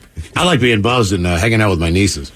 How old Just having a good smooth. They're both teenagers. All right. But it's just fun to mess with them and find out what's going on. And, I don't know. I had a blast talking to them both. Because, like, shut up, you're drunk. Like, yeah, no, I am. Having a great time. Yeah. Shut up, you're drunk. Uncle Miles is drunk. Oh, Uncle Miles got a smoothie on. That's what I like to call him. Yeah, I mean, I'll drink with my niece now, but she's in college. I mean, she'll be 21 in a month. But, yeah, last summer when I was back there for Father's Day, I mean, watching her and her friends kind of buzzed up, trying to set up a tent in the backyard was comedy. It is. Comedy gold. And I keep elbowing my brother. I'm like, they're not going to get this done. Who would not win Parent of the Year and why? 206-803-ROCK. Hello, Charlie. Welcome to the men's room. Hola! Hola! So my old man, I was 14 years old, and my mother, she kicks me out of the house and sends me to live with my old man. And at that time, he's separated from my stepmom, so he's living there by himself. He's got no furniture in the house because she took it all. He just brought the deck furniture inside so he could sit down and watch television. And he comes home every night with a half rack of Ice House, 2 40s of Old English, cheeseburgers and French fries, and that was dinner. We'd sit there in the wooden deck chairs, watch TV, and I drink this 40 and eat a cheeseburger. And he's got 4 girlfriends. So 4 different nights of the week, he's got one of these girls coming over, and he's taking them to bed. And I'm 14. All I could think about is getting laid. I'm going to bed with a Hustler magazine, and he's banging a different lady every night. Meanwhile, you're buzzed up on a 40 with a cheeseburger in your stomach. Exactly. Sundays, my stepmother comes over, and she works in the yard, does laundry, makes dinner for me, goes to bed with him, and then leaves. Now, he would tell you that he set the best example, but I don't know if the rest of the family feels that way. Well, you knew what a lot of people didn't know. He was still like, look. I think it's more you knew for a fact what everyone else was pretty sure they already knew. Mm-hmm. Oh, they all knew, but this fat old bald man was just making it work and doing it whatever he wanted. What was it? Quality entertainment that was stopping by? Quality entertainment? Well, I mean, they were all nice. It was probably one of the best Christmases I ever had. They all got me presents. One of them brought a tree over because he wouldn't get us lunch. Jesus. So each of the 4 girlfriends ended up bringing you Christmas gifts. Oh, yeah. They all got me Christmas gifts. How long did you live with him? Well, that time I was there for about 8 months. Yeah. Why did your mom kick you out? Well, I was living in Salt Lake City with her and my stepdad, and they were Mormons, and I wasn't going to do that, and so I had to leave, and she sent me to live with the old man. Just because you didn't want to go to church? Yes. All right. Okay. Well, all right. I think you made the right choice. I think you're old enough to make that decision. Yeah. At 14 years old. 14, yeah, I'm sorry. Yeah. Who would not win Parent of the Year and why? 206-803-ROCK. Hello, Ken. Welcome to the men's room. Hola. Hola. So, I am the bad parent that doesn't get the Parent of the Year. My daughter, she was between 2 and 3, and I decided to take her sledding for the first time. I bought her a little circle sled, and me and a couple friends had a toboggan, and we're going to go down this hill, and that was kind of icy because everybody's running down there. So we started going down the hill, and she's having a blast, and at the bottom of the hill, there was like these little bunny hills, and she started hitting these bunny hills, and all of a sudden she's flying out of this little saucer sled, and I'm trying to reach her, but I couldn't quite reach her, and she went face planted right into the icy snow and started crying, and I felt like, you know what? No, hey, man. That's part of sled riding, brother. Plus, you're on a toboggan. You can't control that thing. No. Nobody can. Nobody in the history of sledding has ever been able to control one of those. I don't even know why they sold the damn thing. Right, those round saucer. If you're pulling them behind dogs, yeah, that makes sense. Other than that. Right? Oh, God. Same with the saucer. The saucer was the worst. You are in an uncontrollable view. Yeah. On both of those instances. Which is what made it fun. Same with an inner tube. If you're going to get down a hill, hey, man, it's just going to go where it's going to go. But here's the thing, man. The price of entertainment, physical entertainment for kids, the price they pay typically is a faceplant. I know tons of people who got playing messed up football, sledding, bike riding, like whatever they do, like just understand. Going to the playground, doing monkey bars. Falling off, right. They're going to those eat things. Plus, they're lower to the ground. So the fall doesn't hurt as much. I read a list today of like 6 most dangerous things for kids. Number 1, the king, monkey bars. Oh, my God. And that's the first thing they jump on when we go to the playground. Trampoline. Right. Got one in the yard. Yeah. You what? Would think we're trying to kill our children. I swear we're not. Yeah. Scooters. Right. You name if it's dangerous, go have fun. Actually, you're 3 for 3 miles. Yeah, right. I have 2 out of 3 of those. Here, kill yourself. But they're fun. I love you. What's the thing? Can I go run the block on the scooter? Be careful. You're watching something that could die. Wear a helmet so if you get hit by a car, we can identify you. Who's Next Last is that coming up? You are listening to The Men's Room. Have you been in an accident that wasn't your fault? Feeling overwhelmed and unsure what to do next? Look no further. The personal injury attorneys at Phillips Law Firm are here to help. Phillips Law Firm understands that accidents can turn your life upside down. That's why they're dedicated to fighting for the compensation you deserve and to making the process as stress-free as possible. Don't wait any longer. Call now, 1-800-JUSTICE, or visit justiceforyou.com.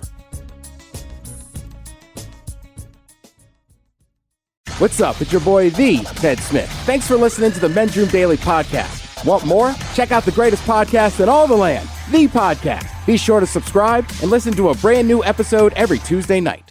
The debauchery rolls on. You're listening to the Men's Room with Miles and Thrill. 99.9 KISW. Who's Next Last on the way, but first time for a few emails from the men's room at KISW.com. You've got mail. And one from our question, who would not win Parent of the Year and why? Gentlemen, my late mom was made for this question. I mentioned several of her more interesting personality traits before. I don't think I've ever brought up how good she was at picking up men, or picking men. Seems she always waited for last call, grabbed whatever bottom feeder she could find to bring home. My brother and I spent much of our youth throwing degenerate men out of the house. Occasionally guns and cops were involved. Sometimes I miss her, but I never miss her routinely bad decision-making. That from Terry. As we move on to the birthday emails. Yeah. Sorry, Mom was getting her. Guys, it is my birthday. I'm emailing for my husband, Sean, while he's driving. So how about a big Leroy Jenkins and a big D? Thanks, guys. That from Nikki. Let's do this. She wants a D, and she's going to get one. Hola, guys. It's my wife, Hallie's Dirty 30 today. She would love if the Dirty Germans would let her know what she has to look forward to in her 30s. And maybe throw in a cat fart. For good measure. Thanks, guys. Let me see if I can find the cat fart. I think it's... And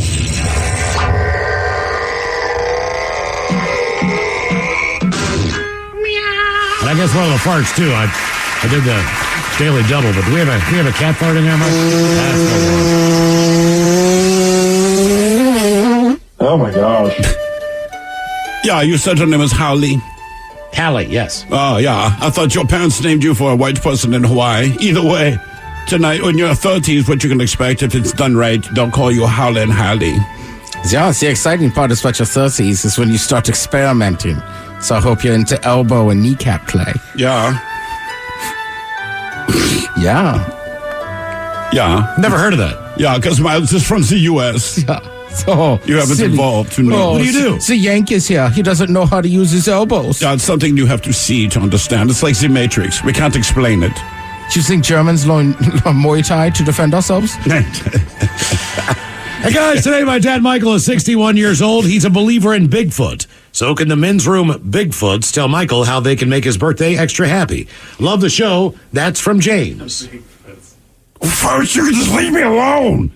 You gotta take pictures of me. You know why they're blurry? I don't want my picture taken. My God, and by the way, drink Hefeweizen, candy ass. All right, guys, here you go.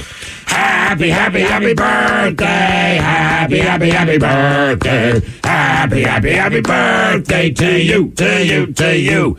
Ya's a Dirty Germans brought to you by Men's Room Original Sausage. Available through Uli's World Famous Sausage, mensroomlive.com, and other fine retailers. Schweinefleisch. Thank you, Bob, and a couple of extra emails here, guys. If you happen to download the Odyssey app and check out the Men's Room page, there is the Men's Room radio channel.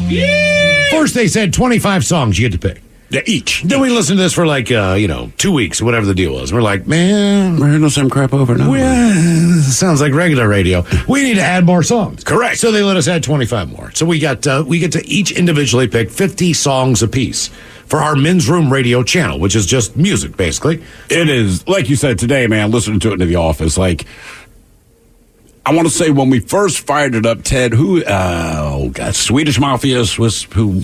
Oh, Swedish House Mafia? Yeah, that was on. And Miles walks into work and just says, man, I feel like we should trip on acid. That's where it started. Oh, yeah. Because it sounded like a rave to me. Yeah, very instrumental stuff. Then it dips down into electronic dance music. Yeah, obviously. But it's a little slower, right? So it definitely felt more like an acid trip than a kind of thing. Then it went into something you picked, Mike. I mean, like some deep country song. And then I want to say, like, Jay-Z popped up after that.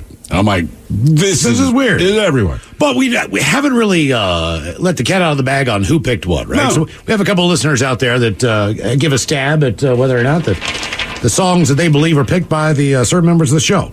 So, Picholos, I sent in some guesses last week. Got 4 out of 9. Let's see if I can do better. Keep on rocking. That from James from Tacoma. The tune is Drunk and I Don't Want to Go Home, Ellie King and Miranda Lambert. Mike, is that you? You got me. All right. Junkhead, Alice in Chains, Thrill. Summer, Calvin Harris, Ted. Yes. Advertising the Odyssey app. That's correct, yes. Oh, yeah, got to give you that. But look, hey, we have advertising on there. Yeah. Unlike the Men's Room happy hour. Drinking Problem by Midland. Ted, is that you? Yes. Central Park, King Curtis. Miles, is that you? No. Friendly Advice, Luna. Miles? Yes. Wild Side, Motley Crue, Thrill. You're the Best, Joe Esposito. Mike? That is not me. Sardines, Junkyard Band. Thrill, is that you? Okay. Not too bad. Not too bad. Not too bad. James, not a bad chance. I can understand why. Choices. Even the ones you got wrong, I understand why you guessed it, but you're still wrong. Subject is the Ted Smith question. Ola, and sorry, guys. Ted Smith? Yes, for the redundancy. I texted earlier. Keep forgetting you guys can't respond via text. We can now, so you can keep trying that there, Mar. But either way, what was that scary show Ted was talking about yesterday?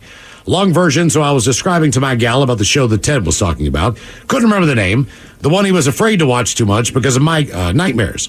But he really wants to finish it because of how good it is. Now, I could care less. I just thought it was interestingly funny, and I don't really particularly care for scary, gory, and or super suspenseful shows. Candy ass. Well, my friend loves them. She perked up and wanted me to ask what the name of the show is and what service it's on. Thanks, guys. That's from Marb in Monroe. Just trying to pay you a compliment, Ted. You call him a little bitch. It's The Watcher on Netflix. It is not gory. It is suspenseful. By the way, and this is truly the top text that we have right now. Girlfriend gives a thumbs up to The Watcher. She's 3 episodes in so far and says it's weird but good. Thanks again, Ted. You guys rock. Also, don't be me. I went on Netflix and watched the preview for what I thought was the show. And what I picked was The Witcher, I believe. Wrong vowel. Which was nothing even close to what Ted How described. Confused were you? Like, this does not seem I was like like, what man, this- Ted's got some crappy ass. This is a terrible show. But it didn't have any of the people you mentioned in it that I know to be, celebrities that you'd recognize. And I'm like, this can't be the same thing. So I backed out.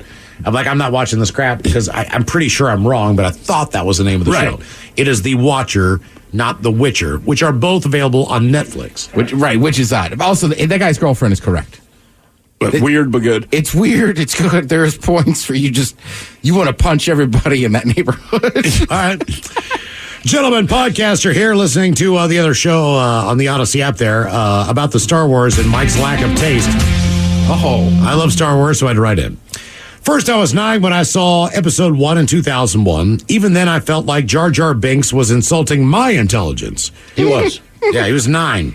It was very exciting when Star Wars Battlefront on the Xbox let us play as the Emperor and destroy an army of Gungans. Don't get me wrong, the dude who played Jar Jar is cool. It is not his fault. And yeah, he is fine too. Anakin, however, sucks ass. The character was written like a robot designed to annoy people, and Hayden delivered. I'm glad to see him be Darth Vader because he is not a specifically bad actor or anything, and it's a cool callback. Also, he's pretty fun in interviews these days. Cheers, guys. That from Chris. Anyone who's wearing Darth Vader stuff's going to be cool. Sure. It does not matter. If they pull the mask off, it doesn't matter if it's someone you hate. You're like, but it's Darth Vader. I like it. Mm-hmm. Hey, guys. It's just me in here. Saying about wearing the helmet. Oh, yeah. Oh, hey, guys. How does this end? And one more some information. Not that anyone can see Ted, but I'm pretty sure in all of the movies and all the TV shows that Darth Vader's made an appearance, he has never waved at anyone. That's what I'm saying. I'll be the worst. You are the happiest Darth Vader person. He doesn't wave in the Disney Star Wars parade. He just stands there with his hands on his hips. I haven't been to a park where they have the Star Wars stuff, but Miles is probably right. There's no way. Because Captain Hook doesn't like it when you mess with him. Stormtroopers don't wave to the crowd when they're marching down the street. Not if Vader's looking, though. No, absolutely. I'm going to become a Jar Jar Binks fan just to spite people. You might be able to find a costume that you could wear at a festival and be Jar Jar Binks. Now, if you get your ass kicked, it's because you dress like Jar Jar Binks. I'll tell you what, Ted. I know you don't want to watch the Star Wars movies, but you should do yourself the favor of going on Google, just find scenes that have Jar Jar, right? And I bet you at the end of it, you'll say, I don't like this guy. One more email. The subject is where the poop goes. Guys, I heard you guys were wondering about what happens to everything that goes down the toilet and the drain. I worked at the Renton sewage plant for a very short time. I'll tell you the process. Long process short. It starts by going through a large bar filter where the rags, women's feminine products, other unflushables get filtered out. This gets ground up and then sent to a landfill. After the filtration process is done, the liquid gets sent into numerous settling ponds, where the, quote, sludge settles and is then sent to bigger heated tanks, where it is digested again and further broken down.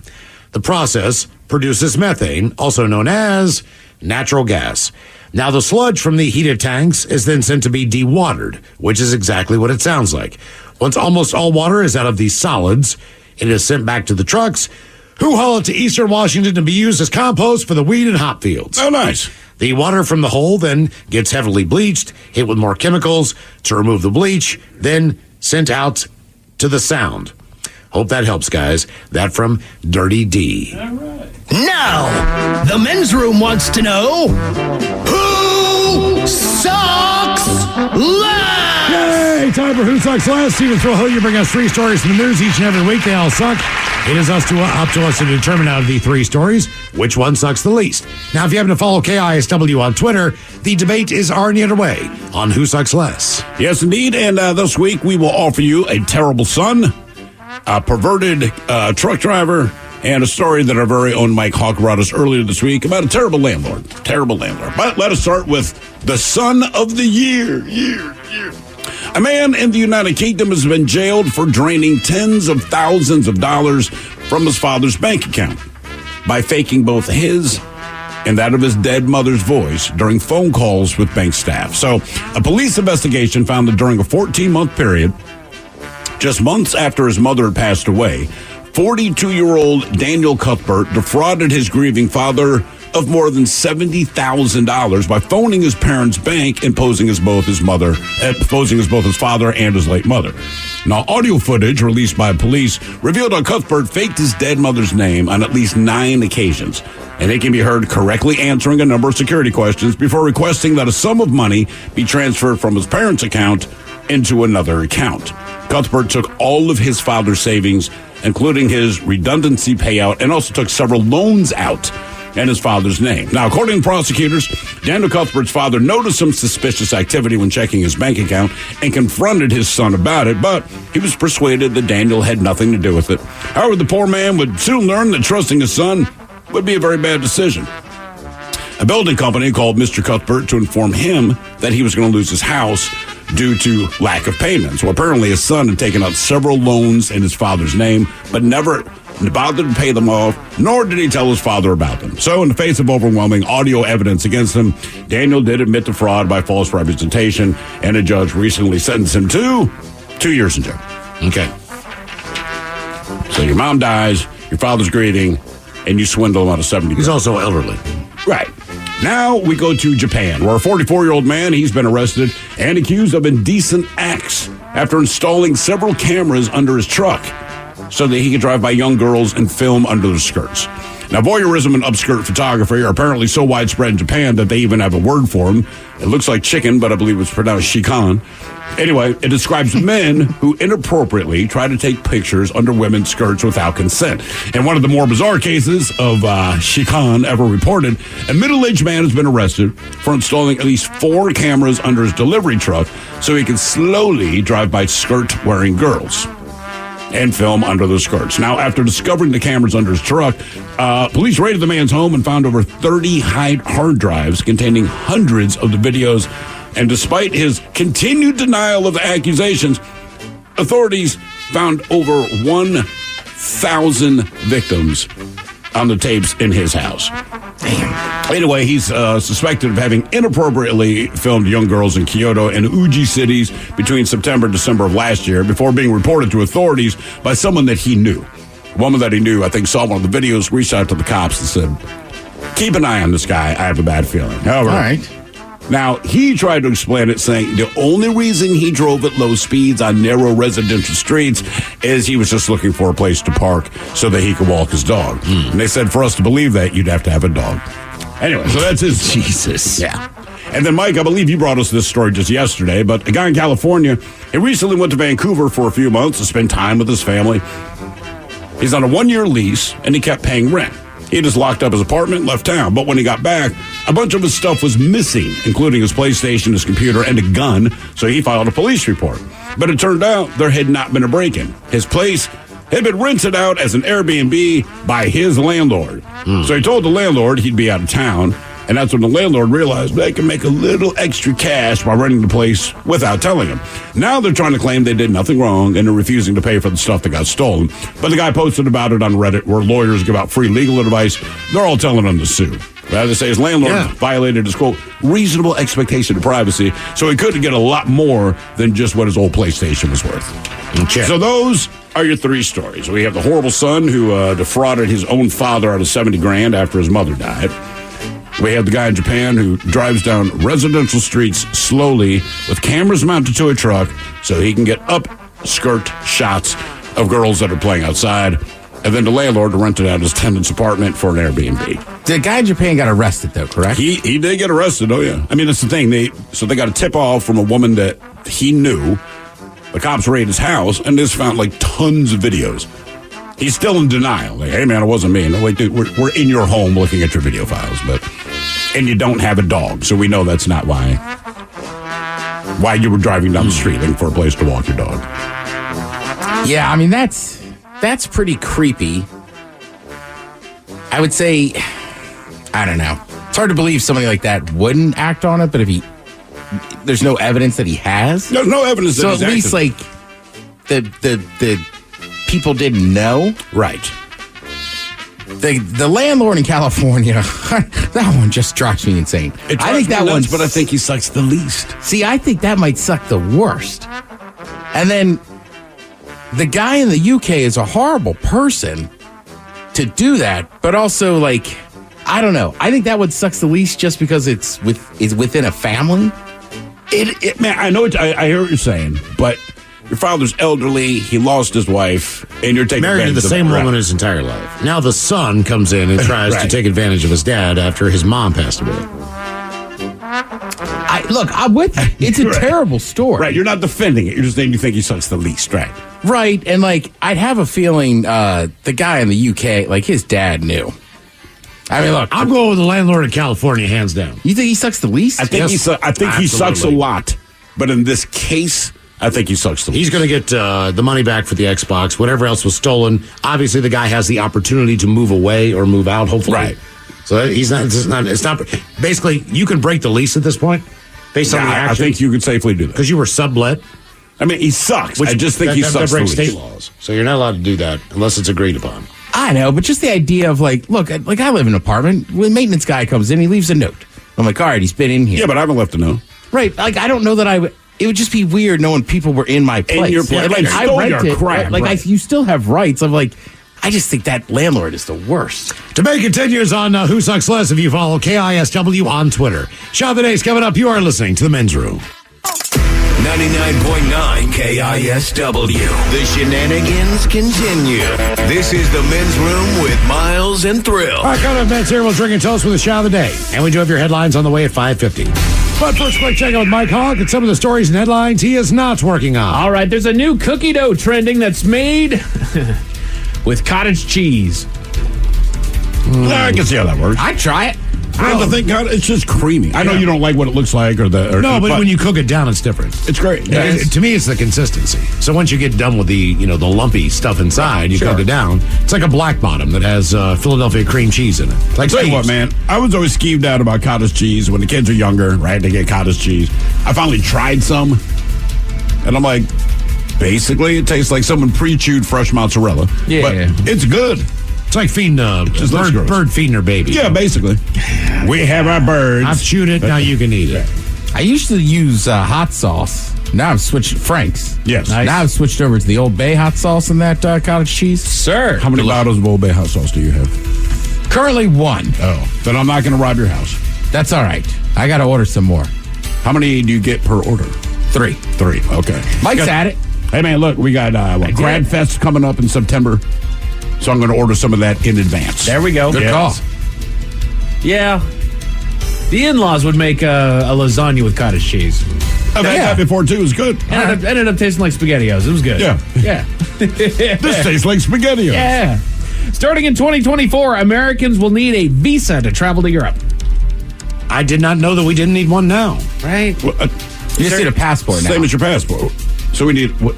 You would need certain countries, you need travel visas and work visas.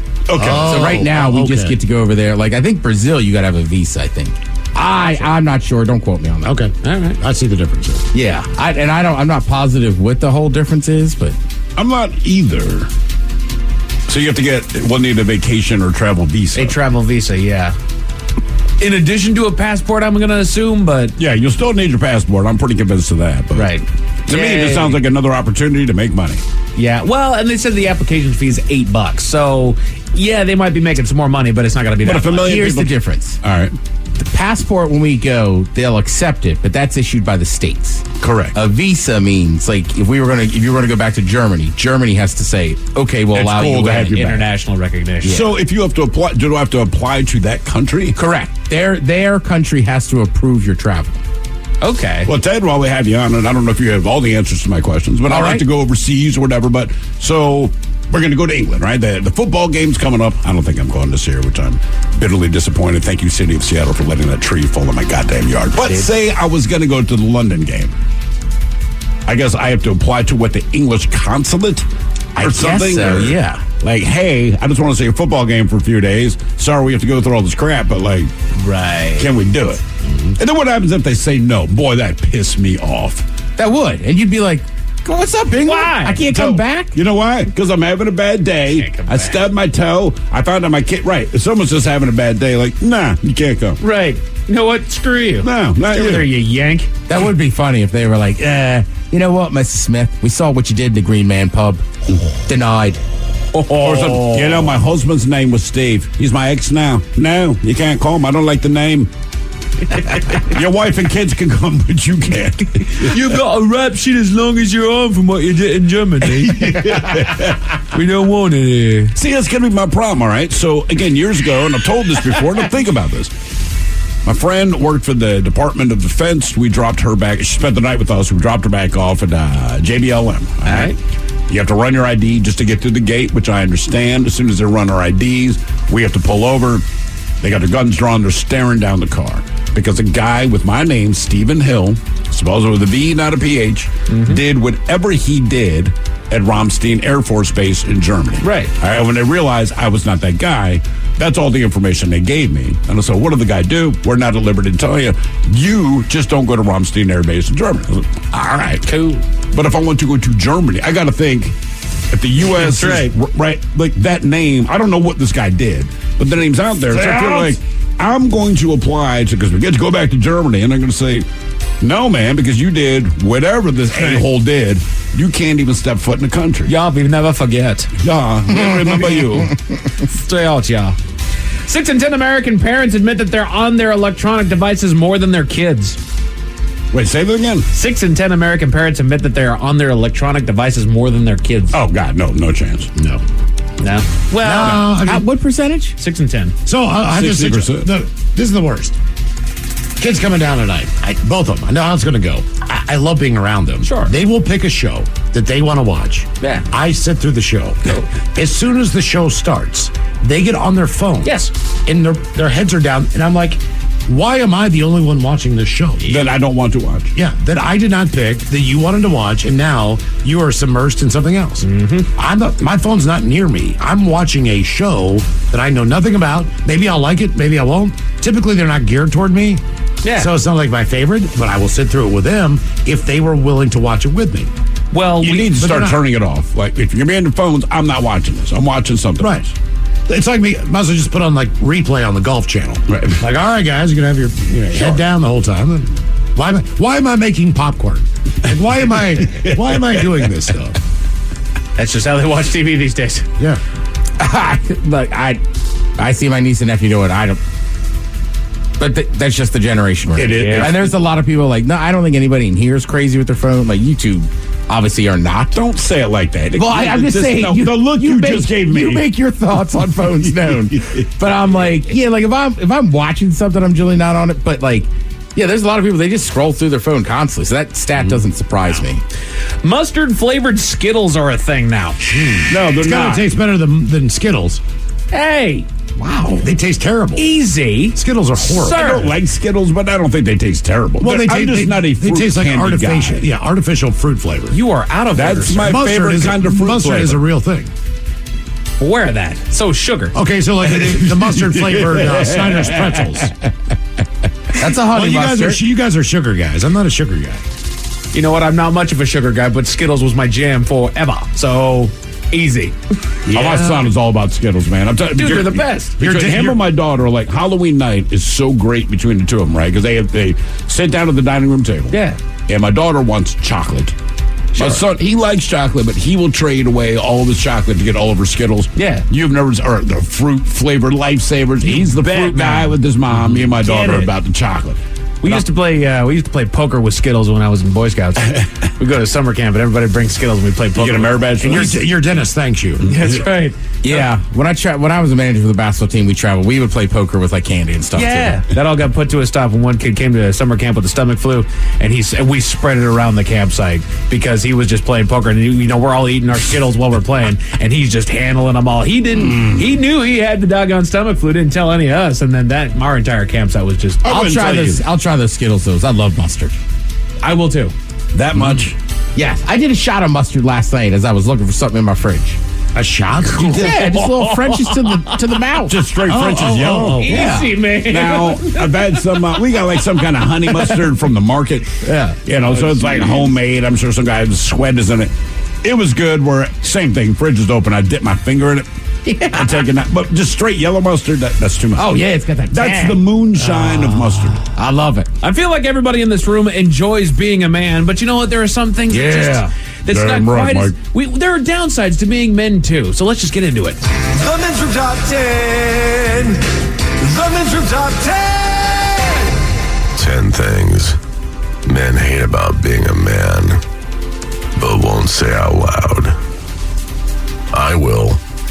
How about walking around with a couple ping pongs between your legs on a sweaty, sunny afternoon walking down the street? Things can get a little sticky, and sometimes you just need to do the lunge and pivot and put things back into place. And then we casually look around to make sure nobody saw us do it.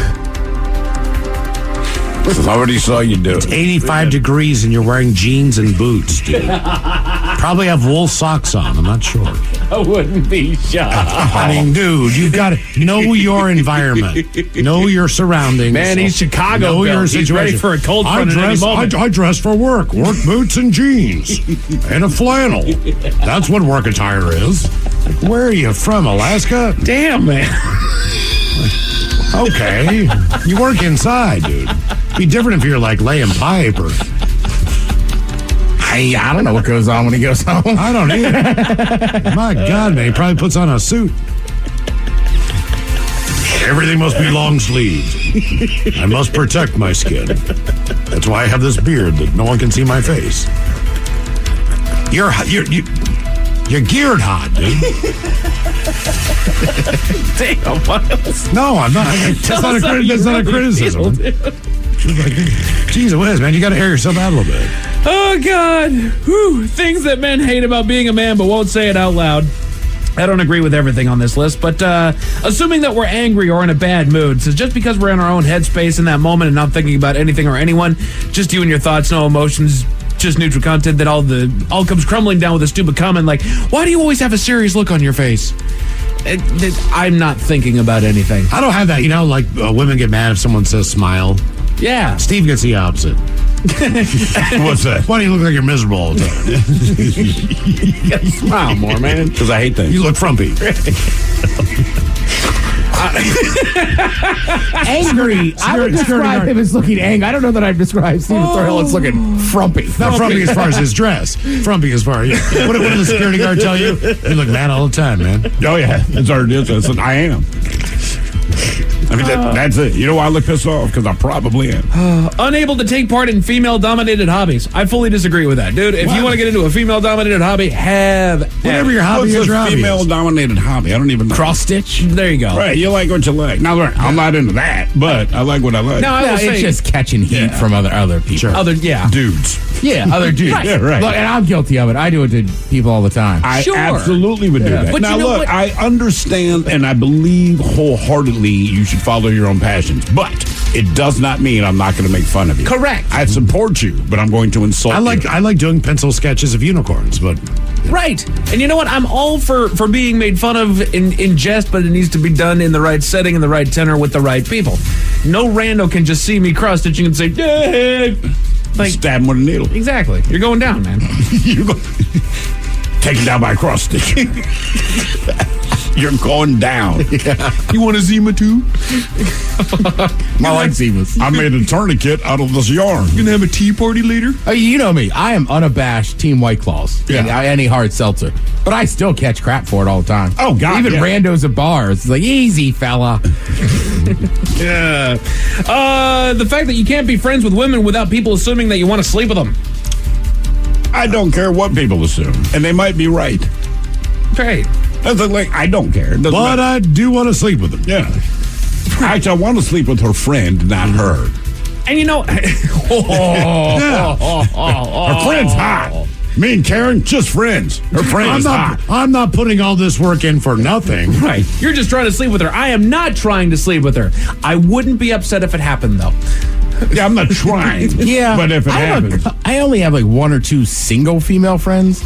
And one of them is Smoke Show. Number one, I don't have a chance, so that helps. But she has a lot of friends. And when I go out with her, if it's just me and her getting drinks, like somehow I get more attention from other women. They're like, he must be doing something, right? That hot chick's with. That's why you keep going out with her. There you go. Either have a puppy, a child, a little child, like infant child, or a really hot chick friend. And then things work in your favor. Things men hate about being a man but won't say out loud. Having to kill the spider. I love it. It just says, bitch, I'm scared too. Yeah, I'm not good at that, man. I don't like spiders. We've determined what animals we don't like on this planet. That's a human. Spiders don't bother you. Spiders bother me. My daughter, actually, I think it was like 2 weeks ago, she's like, Dad, it's Saturday morning, like 10 o'clock. She goes, there is a bug in my room. I need you to deal with it. I said, I'm going to be honest with you, baby. What kind of animal or insect is it? All she said was, it's not a spider. I said, let's go. Let's get it done. I took a big wolf spider out of my house last week that my kids were in. Yeah. So it was on the steps. I picked him up with a napkin, threw him outside. He made the biggest web I've ever seen. I was like, dude, I thought you were going to leave. Good God. That one I like. There's a spider in the house because they don't give me the. I'll take care of it. Yeah, that's like, it turns a man. Yeah, me neither. Oh, so I told him your dad, your mom. There's no chance. I don't like the silverfish centipede looking things. I'll take those bitches. Those are the ones that I'm not cool with because the ones that have too many legs. Sure. Then I'm like too many legs. I'll kill them. Like you have too many legs. Eight were you don't think 8's too many? This is too many.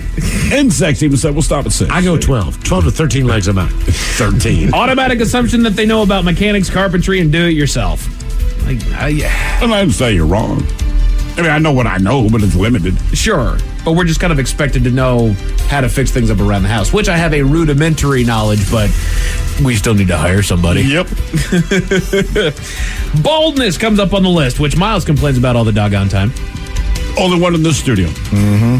It's going back fast. He's sick of all the bald in here. My dad has to Stop about it. that. It's like, your hair. No, we don't want to hear. We don't want to hear. Your hair Shut thinning up. out? Well, yeah. Just shut up. Yeah, just come on. Anyway, nobody in this room wants to hear. I've never heard a woman come up to me and go, you're so attractive because you have hair. You just say, like, no way. How many women come up to us, you're so attractive because you're bald? They just want to touch your head, and I go, hell yeah. No one wants to touch my head. Oh, I understand it, but you're kind of gross. Right. My wife hit me with that one out of nowhere just earlier this week. All of a sudden, she comes into the room. I am minding my own damn business. She comes into the room. Smells like bald in here. Oh, damn. Wow. I mean, and then laughs her ass off into the other room. Damn. Just came in to stab me in the head. What's your and then comeback? left. What's your comeback? I didn't have one. I was shocked. My kids kill me with that Smells like all blood in the here time. Dad, what's it like being bald? Blah, blah, blah. They have a really good time with it. And I always look at my son, and I'm like, one day, wait, buddy, young brother, with your flowing locks that everybody thinks is so cool. When you're 22, it's done. Gone, baby. Troubles with peeing. It says taking a whiz and having the rest leak out 5 minutes later. When you go pee it, have it all lined up just for it to shoot out at a 40-degree angle. Even worse is when you get a split stream where you can't angle both of them into the bowl at the same doggone time. Split stream sucks. That split stream's tough. Because you don't know what's going to happen. So you've already peed on the floor by the time. Right. Yeah, you can't bring them together. You cannot join these two entities. No. And you can't predict it either. There is nothing like, oh, yeah, it always happens. The harder after you push, the more it spreads out. It gets worse. But that's the only way to fix it. Yeah, you got to break through. Exactly. I mean, I don't know what's holding us together. Needs more action. Like, Doug got it. But the number one thing that men hate about being a man but won't say it out loud, the simple. Becoming aroused simply by touching. No, I'm all right with that, man. I can't control that. I'm like, hey, I'm ready to go. And that's the problem. Like, That's sorry. Can this not happen? That's why I peed. That's why I peed all over the seat this morning when I got up. Because I could not control. I could not bend over far enough. Seriously, the back of my. I'm just like, I got to bend over and lean more. You're sniffing your toes. I mean, trying to get it done. He's looking up at me this morning, and I tried to go in there and use the bathroom. Like, this is not working. Son of a bitch. A 16-year-old girl set fire to a couch, and you'll never believe why. Why? I'll test your memory again at 5:50. Thank you, sir. Headlines are coming up at 5:50. In the meantime, it's going to get tested on the line for Profile This at 206-803-ROCK. Have you been in an accident that wasn't your fault? Feeling overwhelmed and unsure what to do next? Look no further. The personal injury attorneys at Phillips Law Firm are here to help. Phillips Law Firm understands that accidents can turn your life upside down. That's why they're dedicated to fighting for the compensation you deserve and to making the process as stress-free as possible. Don't wait any longer. Call now, 1-800-JUSTICE, or visit justiceforyou.com.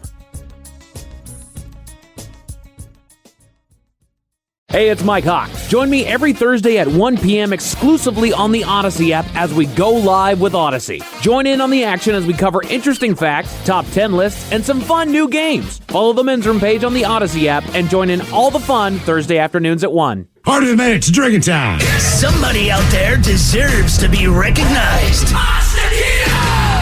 And the Men's Room knows just who it is. So to you, we say, bottoms up, sailor. You're the toast of our shot of the day. Drink time it is as usual. We head to the drink desk and Steve at Thrill Hill to find out who we're toasting. Yes, indeed. Today we toast Greater Toronto Airport Authority CEO Deborah Flint.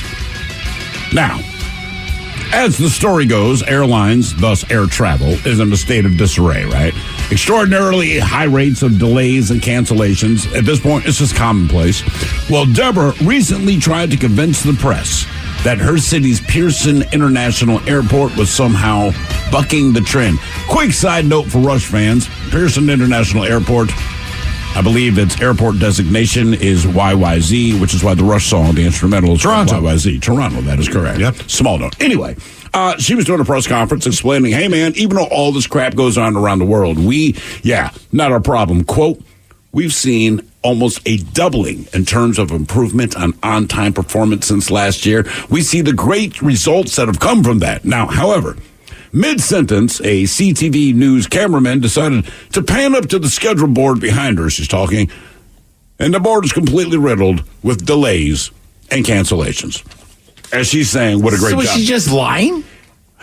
It was situational. This is how they... No, it's situational, but this is the truth of how airports work, all right? So she's given her self-congratulatory speech. The camera pans up. It's patently untrue. So they reach out for comment a little bit later, and they say, hey, look, you need to understand a lot of these problems are coming from the East Coast of your country, the United States, da-da-da-da-da-da. Right, but in the end, you still have delays and cancellations. See, this is the thing about air travel. If a flight's delayed, say, leaving Seattle to go to Toronto, and we take off 45 minutes late because something wrong here, you're still 45 minutes late in Toronto. Mm-hmm. You have no control at all as an airport over your on time and your flight cancellations. No.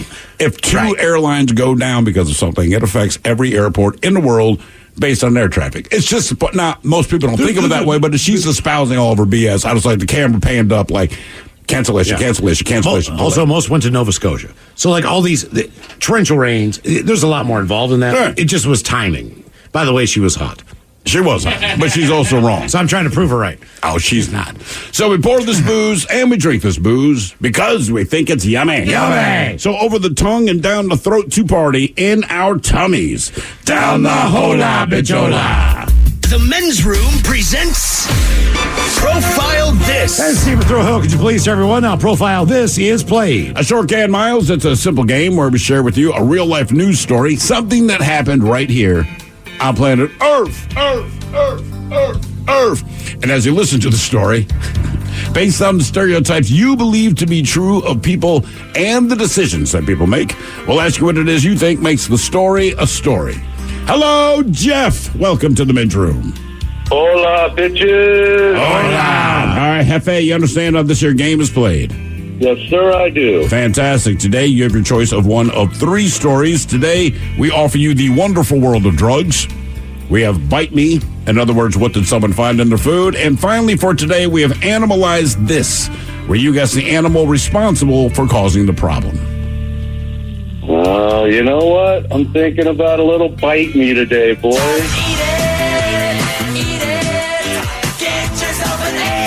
All right, here is your story from the category of Bite Me. Udon restaurant. What's that? You can do it. I can't do it. And thank you for the encouragement. I feel so much better. Udon restaurant chain, I can't even remotely pronounce it. They announced a temporary suspension of some of its takeout products back in May after something was found at the bottom of one of its cups. And images of the discovery circulated on social media. Now, the restaurant's operator, they apologized for the incident, saying, quote, "We're very sorry to the customer we provided the product to. We deeply, deeply apologize for the great worry and trouble that we have caused." Now, the company said the object was found in a takeout, oh boy, Pirakara Tantan Salad Udon. Bless you. Thank you. After receiving... Don't act like you don't know the Pirakara Tantan Salad Udon. Basically... Oh, yeah, of course. Right, right. It's just a bowl full of noodles and whatever other ingredients they put in. But you can do it for takeout. So after receiving a report from the customer, the company retrieved the product and reported the incident to the Public Health Center. It suspended the sale of this particular product as well as its sesame sauce salad udon noodles as a precaution. The company said it would conduct an on-site inspections at all of the suppliers' plants that are handling raw vegetables and tighten its own inspection system. Now, before the company announced the incident, a person believed to be the customer posted an image and video on Twitter showing the object at the bottom of the takeout cup. And the user tweeted, quote, "I ate the meal after shaking it and didn't notice it until the end." And he has called for people to take care. Now, the item belongs to the company's new Shake Udon line, which consists of 1 serving of udon, special soup stock, and ingredients placed in a clear, tall container. The noodles and broth, they can be mixed by shaking them, blah, blah, blah, blah, blah, blah. Anyway, the question is, what did they find at the bottom of the noodles? Keep in mind, they found it at the bottom after they ate all of the noodles first.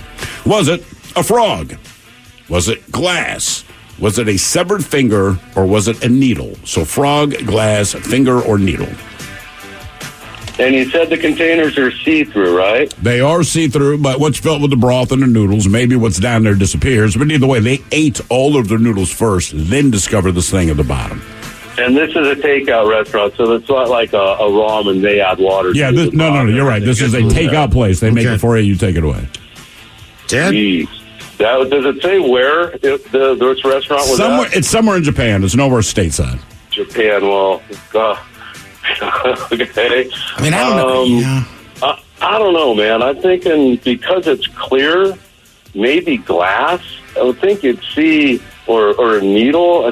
I would hope you'd see a frog, but I guess maybe a little frog. What do you guys think? Ted, what are you thinking, brother? It sounds like it's like a soup or salad shaker. Basically. So frogs are green, so that could cover up the frog. I don't know why, though. My gut's just saying finger. Finger for Ted. I know where your gut's saying. Well, yeah. Thank you. Thank you. Jeff, yeah. what do you think? I'm gonna go with a piece of glass. Glass. Okay.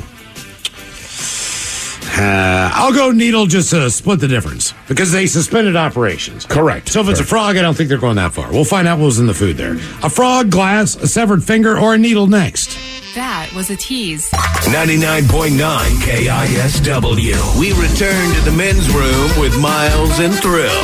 Categories might be on profile. This we got a restaurant suspended in Japan, at least on their takeout orders, after something was found in the bottom of a cup. Yes. It's like in a bowl mix. They stopped selling the product because something was in it. Was it a frog, glass, severed finger, or a needle? Hey, Jeff, that's the question we asked you. Let us start with D. Ted Smith. Damn it. Swung for the fences. Finger. It was not a finger. I was really hoping it would be finger. Ted, I wish it was. All right. Thanks, Steve. I don't know why that always makes me happy. I'm right there with you. That would have been the most ironic one, yeah. That would have been awesome. Miles, you went with a needle. I did. It was not a needle. And Jeff, you made the logical choice. Let's face it, man. It's glass. It's hard to see if it's in a liquid. However, no way. They suspended operations on the product over there was a frog. So what? People eat frogs. Well, yeah, but I guess okay if you don't expect to. I just would not suspend operations. That would seem like something. People eat frog legs. Yeah, that's a good point. And people don't eat like the whole frog. Well, when you suspend operations, I can understand where a frog would be in produce compared to a piece of glass or a severed finger. But I think that's why they did it, because they're not quite pre-packaged meals. They put them together for you, but we need to go to our distribution sites to make sure we don't have like a frog problem. Now for all TV news all time, it's time for TV Time with Ted. And now, because your pathetic life is confined to countless hours in front of a talking box, the Men's Room presents TV Time with Ted. Now, I missed this phase because I did not watch Happy Days. Okay, fair enough. All right. But Henry Winkler, who we know now as Henry Winkler, he was on Happy Days. He was the Fonz. Right. It's kind of funny to look back now. That he played a cool guy. But he was the coolest guy in the room, wearing his leather jacket and shooting finger guns all the time, right? And then thumbs up. Thumbs up. Hey. And that's how he ended every scene. So I don't know if it was Miles or Thrill. One of you guys have mentioned this before. It might have been on a Big Dummy. That where, Mike, did I put that in there? Are you sure? I'll go check. Anyhow, the point is, the audio I was going to play is Henry Winkler just talking about in an old interview how he did base the character off Sly Stallone. Really? Yes. Weren't they friends back in the day or something? They were. And they worked together on a movie. In 1974, before Rocky became big? Yeah, right. So he was just saying, and trust me, if you could hear it, what he would say is, I know, now that Mike's in there, I'm like, oh, I forgot to hit one last button.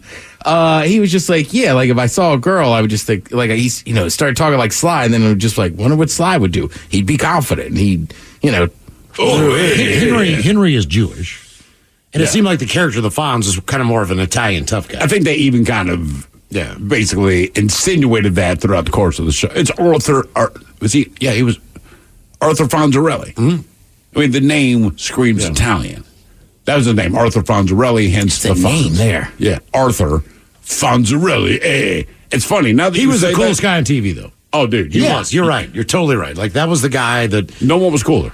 I would say for my generation, it would be like Zach Morris from Saved by the Bell. Right. But when you see that guy now, he still looks cool. Yeah, Henry Winkler does not. No. He's just a good actor.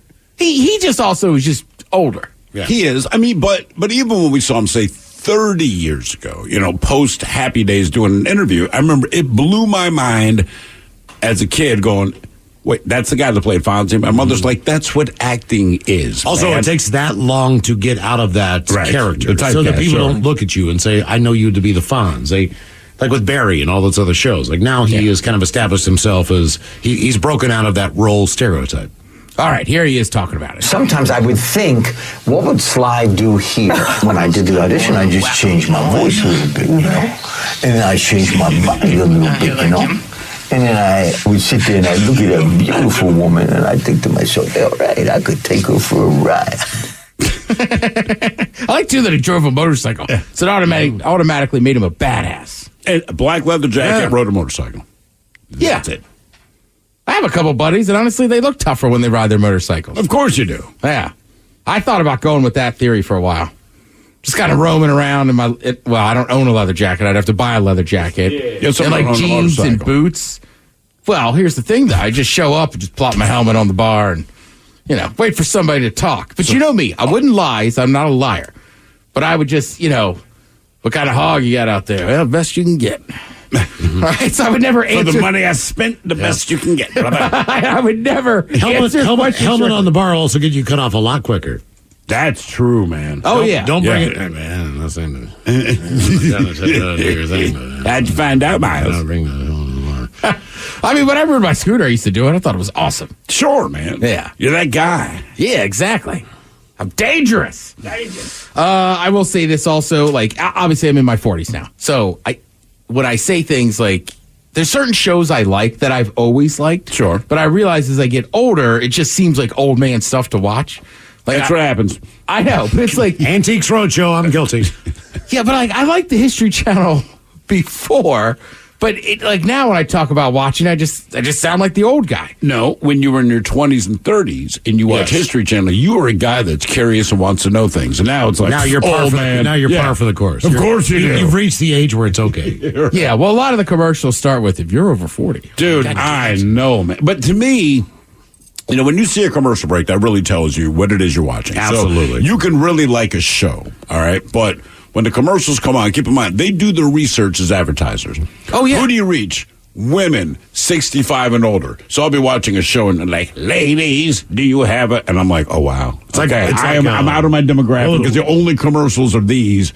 And this is what I'm watching right What now. did you do? Was it Blue Box? What was the subscription food thing? Oh, Blue Apron. Yeah, I did that for like a month or two. They have those commercials like soft food only. Oh, right, exactly. And you're like, I'm watching this show. Do you like your food blended? I realize everything that I watch is AARP or like Colonial Health Insurance. Yeah. Colonial Penn. Yeah, Colonial Penn. And I'm like, God damn it, man. I actually enjoy the show, but now I realize I'm watching what really old people watch. Do I need a living will? That's why NFL football is like fast food / pizza. Right. Truck.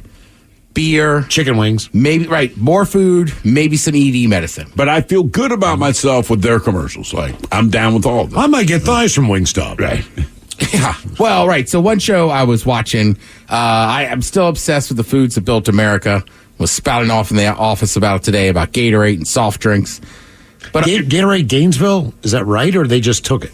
No. Gatorade was invented by a coach and a scientist at the University of Florida. Right. That's what I was telling Miggs earlier. We're talking about heat stroke and stuff. And literally in the 60s and 70s, there's like an epidemic of high school kids dying of heat stroke. So they're coaching the Florida Gators. They're not that good at this point. And they can't, he just is like, my team is just worthless in the fourth quarter. Now, granted, Gainesville, the stadium's called the Swamp because it's in a swamp. Right. So he talks to one of the doctors and says, hey, or one of the scientists at the university and says, hey, can you help? Can we get something to get him going? Right. Now, there's also, let's be honest, back in the day, freshmen couldn't play football. They couldn't play on the varsity team. Correct. So there was a freshman team. So the first couple of recipes they come up with, they weren't sure if it was going to poison them. They gave them to the freshmen. Sure. Right? And ruin the future. It's not funny, but goddamn. I know. It's awful. But terrible. Also, it's like, because I like Adam Richman. He's on that, prominently featured on that show. And he's like, yeah, it's the 60s. Like, you didn't have to do trial labs. Like, just give it to the freshmen. Who cares? So they say the first few formulas of it were awful. Like they used to call it like the piss bucket or something. Jesus. Because it was that bad. So then over time, they keep doing more research and this and that. And they're like, all right, we got to add like some sugar and something else. Now, granted, it's working, right? Because, we're so used to Gatorade and sports beverages. They never existed. Like just the idea of putting electrolytes back in your body. Or rehydrate yourself, yeah. Right, because that was the thing. The coach would get annoyed with his players. And finally, he's like, well, look, I'm watching them. Like they're drinking as much water as I tell them, but they're still getting heat stroke. They're still suck in the fourth quarter. Also, Florida, Gainesville, hot as hell. So they come up with Gatorade. They start drinking it, but then Florida becomes known for going to there's a famous game they play down in Baton Rouge, right? And Death Valley, again, hot. It's like third or fourth week of the season. LSU's ranked high. They lead the whole game. In the fourth quarter, the Gators beat them. So then the Gators end up winning a national title. By the way, people, hence Gator Aid. Yes. We're aiding the Florida Gators. Correct. That's literally how they came up with the name. That's what the name is. So then they start getting good, and a newspaper article comes out, and it's like, well, they're drinking this Gatorade. So then people want to know about it. Also, the guys that invented it and the coach tried to sell it to the university. They were like, nah, we don't want it. We know things. So, I know. Oh, university doesn't make money. Sorry. Yeah, for once. So, but it's the point. Once it gets out to the general public, people are like, this is, and other sports teams and coaches are like, our athletes need this too. Absolutely. Right. So it became a big thing. Don't worry, Miles. Florida ends up getting a large cut of Gatorade because they were like, hey, the scientist was a professor here. He used our lab. Yeah. Because when they went back to try to get it at the same price, obviously they were like, well, no, it's the 80s now. Sorry, man. They also initially tried to use the Gator logo with a helmet on their, and they were like, no. That was part of that whole thing too. Yeah. So they're like, no. So they invented their own logo with a lightning bolt. Yeah, because they wanted to use the Florida Gator. All right, they're turned down. With the helmet on. Like, hey. And they said no. And look at Gatorade now. Dude, it's amazing. Even like, and this was all about soft drinks. I mean, even like Kool-Aid or like High C. You know, High C was the first one. And basically, the guy back in the 20s and 30s, he had invented High C, but he couldn't ship it anywhere because it was glass. It would break. It was too heavy. Oh, right. So then he comes up with a powdered form. Then years later, Kool-Aid comes out. Oh, yeah. The guy's daughter like draws a doodle of a pitcher. Is that where it came from? Yeah, and they called him Pitcher Man at first. Do you realize that High C was in a competition to go up with the astronauts? Yeah. They picked Tang. And the astronauts are not pleased. And Tang went through the roof because the astronauts were drinking quote unquote Tang. Because it was cheaper, right? I don't know. Yeah, specifically. It's still cheaper. I worked at a bar where we had it on the gun, right? We Tang? didn't have orange You had juice. Tang on the gun? Yes. Gin and Tang? Sometimes people would order like a mimosa or a screwdriver, and they'd be like, "This doesn't taste right," and I'd go, "It's because it's Tang." Well, At least you're honest. I won't charge you. What else do you want? Like honestly, like sometimes I'll be like, honestly, in this bar, you should get a shot of liquor and a beer. A lot of corners. Right, we were, man. United States women's national team. Come on, ladies. World Cup. Who are they taking on today? The Netherlands. The Dutch. Yes. Dutch. I only guessed because you said the. Either Thank you, the Ted. We appreciate Vatican or it. the Netherlands. You are listening to the Men's Room. The Men's Room returns with Miles and Thrill. Now, let's see what's happening in the real world. All right, here we go. 12-year-old enjoys a leisurely drive in New Hampshire after stealing her dad's truck. Meanwhile, a Hollywood neighborhood is dealing with a naked man exposing the corn that he likes to shuck. Teenage girl fights with mom before setting a hotel couch on fire. In Boston, if you don't tell someone good morning, consequences could be dire, because we all do MMA. Mm-hmm. And a woman blows up her car after huffing and then lighting up a cig. It is time for your headline. Now, it's time to hit the headlines. Here's my car. All right, our top story, we go to Florida, of all places, where a 16-year-old caused a hotel to be evacuated. Officials received a call at 3 in the morning about a fire at a local hotel that was caused by a teenager who had set fire to the couch that was in her family's room. Turns out that she had gotten into a little tiff with her mother that night, which boiled to the point that the young girl set the couch on fire. Nobody was injured in the incident. The damage is estimated in the hundreds of thousands of dollars, and the teenager was arrested and charged with arson. Yeah, she and her mom got in a fight at 3:24 a.m. 3 in the morning, dude. She is from Peoria, Illinois. So is her mother. Right. So when you go to Florida, you don't have to turn into Florida. For real. Just because you go there doesn't mean you have to act like it. That might be why they went there. And what could you two possibly be arguing about to where it boils to the point to where you don't assault each other? Mom is staying awake, waiting for her daughter to come home. Aha. And daughter doesn't come home till 3 o'clock in the morning. Gotcha. But daughter used the excuse of, I was mad at my mom, so I lit the couch on fire, which I get in the kid world, that's your excuse. Sure. In the real world, that means nothing. So the only argument you can legitimately make to me if I'm a cop is, we were arguing because my mom didn't think I had the ability to set a sofa on fire. Yeah. Then I go, this through, man. okay, you didn't do the right thing, but I get it. Officers and Teenage girls are just scary. Yes, they are. can be. Yeah, honestly, right? Like, Loose cannon that in was my her hand. reaction. No, I light the couch on fire. Right. Damn. Sleep well. We will deal with the ramifications if they show up. Exactly. That's what I'm saying. Like, she doesn't care. In other news, officers in Massachusetts responded to calls of a vehicle explosion in the area. This one makes me chuckle, even though it shouldn't. Officers arrived in the early afternoon to find a car with all of the glass blown out of it and the doors displaced, as well as a woman with minor injuries. The story that crews were able to piece together was that this woman was inside of her car with all the windows rolled up, huffing cans of compressed air when she attempted to light a cigarette. Damn, man. Compressed air again. Don't make us give you a license to do illegal drugs. Just fills that whole thing full of air. And then why not? Let's just light up real quick. I mean, look, if you're on drugs, I'm imagining you probably want a cig. Exactly. But, man. And I'm only laughing because she was okay. Minor injury. All right. So she did a little bit of damage to the cars that were surrounding her. I mean, that whacks people out, too. Compressed air. Compressed air. I mean, I've never done it. I've been tempted, but I've never done it. I don't know anybody that has. No. Huffing just seems... I don't know. You didn't even sniff your Sharpie when you were a kid? Because it smelled funny, That's but I the gateway to huffing. It is. But I never did it to get high. Like, I was never that... I didn't even know what that meant. No. I smelled like, ooh, that's potent. You smell the Sharpie because it smells good. Then you just end up high. That's not your goal. You just say, ooh. Man, my head was so far up my ass when I was a kid that I wouldn't have even put that together. Put the Sharpie in your ass. It looks like you got a little home assignment tonight, Mike. All the way. Then where the Sharpie? Where's Sharpie? I want you to get nail polish remover, oil-based paint, and a Sharpie, and you just sniff your ass off tonight. I'm going to come into work tomorrow, big old black circles around my nostrils. So the Sharpie one. Yeah, man. Yeah.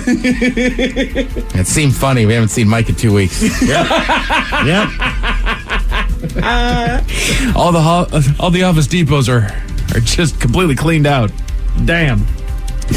To Florida, where a grieving woman's problems got a little bit worse. Her life took an awful turn after she had lost not only her brother, but her son as well, in 2 separate cases of gun violence. She told local media that she's at a place now where she's accepted the reality of the situation, but her anger ramps back up every time she visits their joint grave because the company that made their headstone did a less than satisfactory job, and I mean a way less than satisfactory job.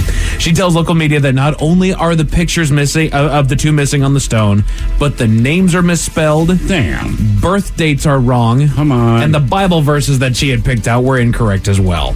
They basically just went rogue on these doggone stones, man. The company claims that they're in contact with the woman to make it right, but she said that she hadn't heard much of anything a month after receiving the botched piece. It's a gravestone. Yes. Gee, how do you get everything wrong? That's it for headlines with that. My Hawk is that. Thank you, sir. We'll see you next time. Return of Big Dummy, and the head chef is back with Ted's meat and potatoes. Yes, indeed. It's all true, but in the meantime, we're hell. We be all about this bitch for 180 seconds or so. So until then, please do what you do best. And for Aletha's sake, stay beautiful. The Men's Room has been taped before a live studio audience. Wardrobe and makeup provided by Mantastic Limited. This has been a presentation of the Men's Room Radio Network. Oh, man! A Double Flush production. Most of us have clothes that we've loved for years, maybe even decades. But it's harder than ever to find clothes that will stand the test of time. So before you update your closet this summer, take a look at American Giant. From hoodies and t-shirts to denim and more, they've got everything you need to build a wardrobe that you'll be proud of for summers to come. American Giant is made in the USA. That ensures that they can deliver items of exceptional quality. But it also creates jobs across the country. You're not just buying clothes that last. You're helping create a lasting change in the communities where they're made and a connection to the seamsters, cutters, and factory workers who make them. Discover the American Giant difference today. Shop wardrobe essentials that last a lifetime at American-Giant.com and get 20% off your order when you use code LT23 at checkout. That's 20% off at American-Giant.com. Promo code LT23.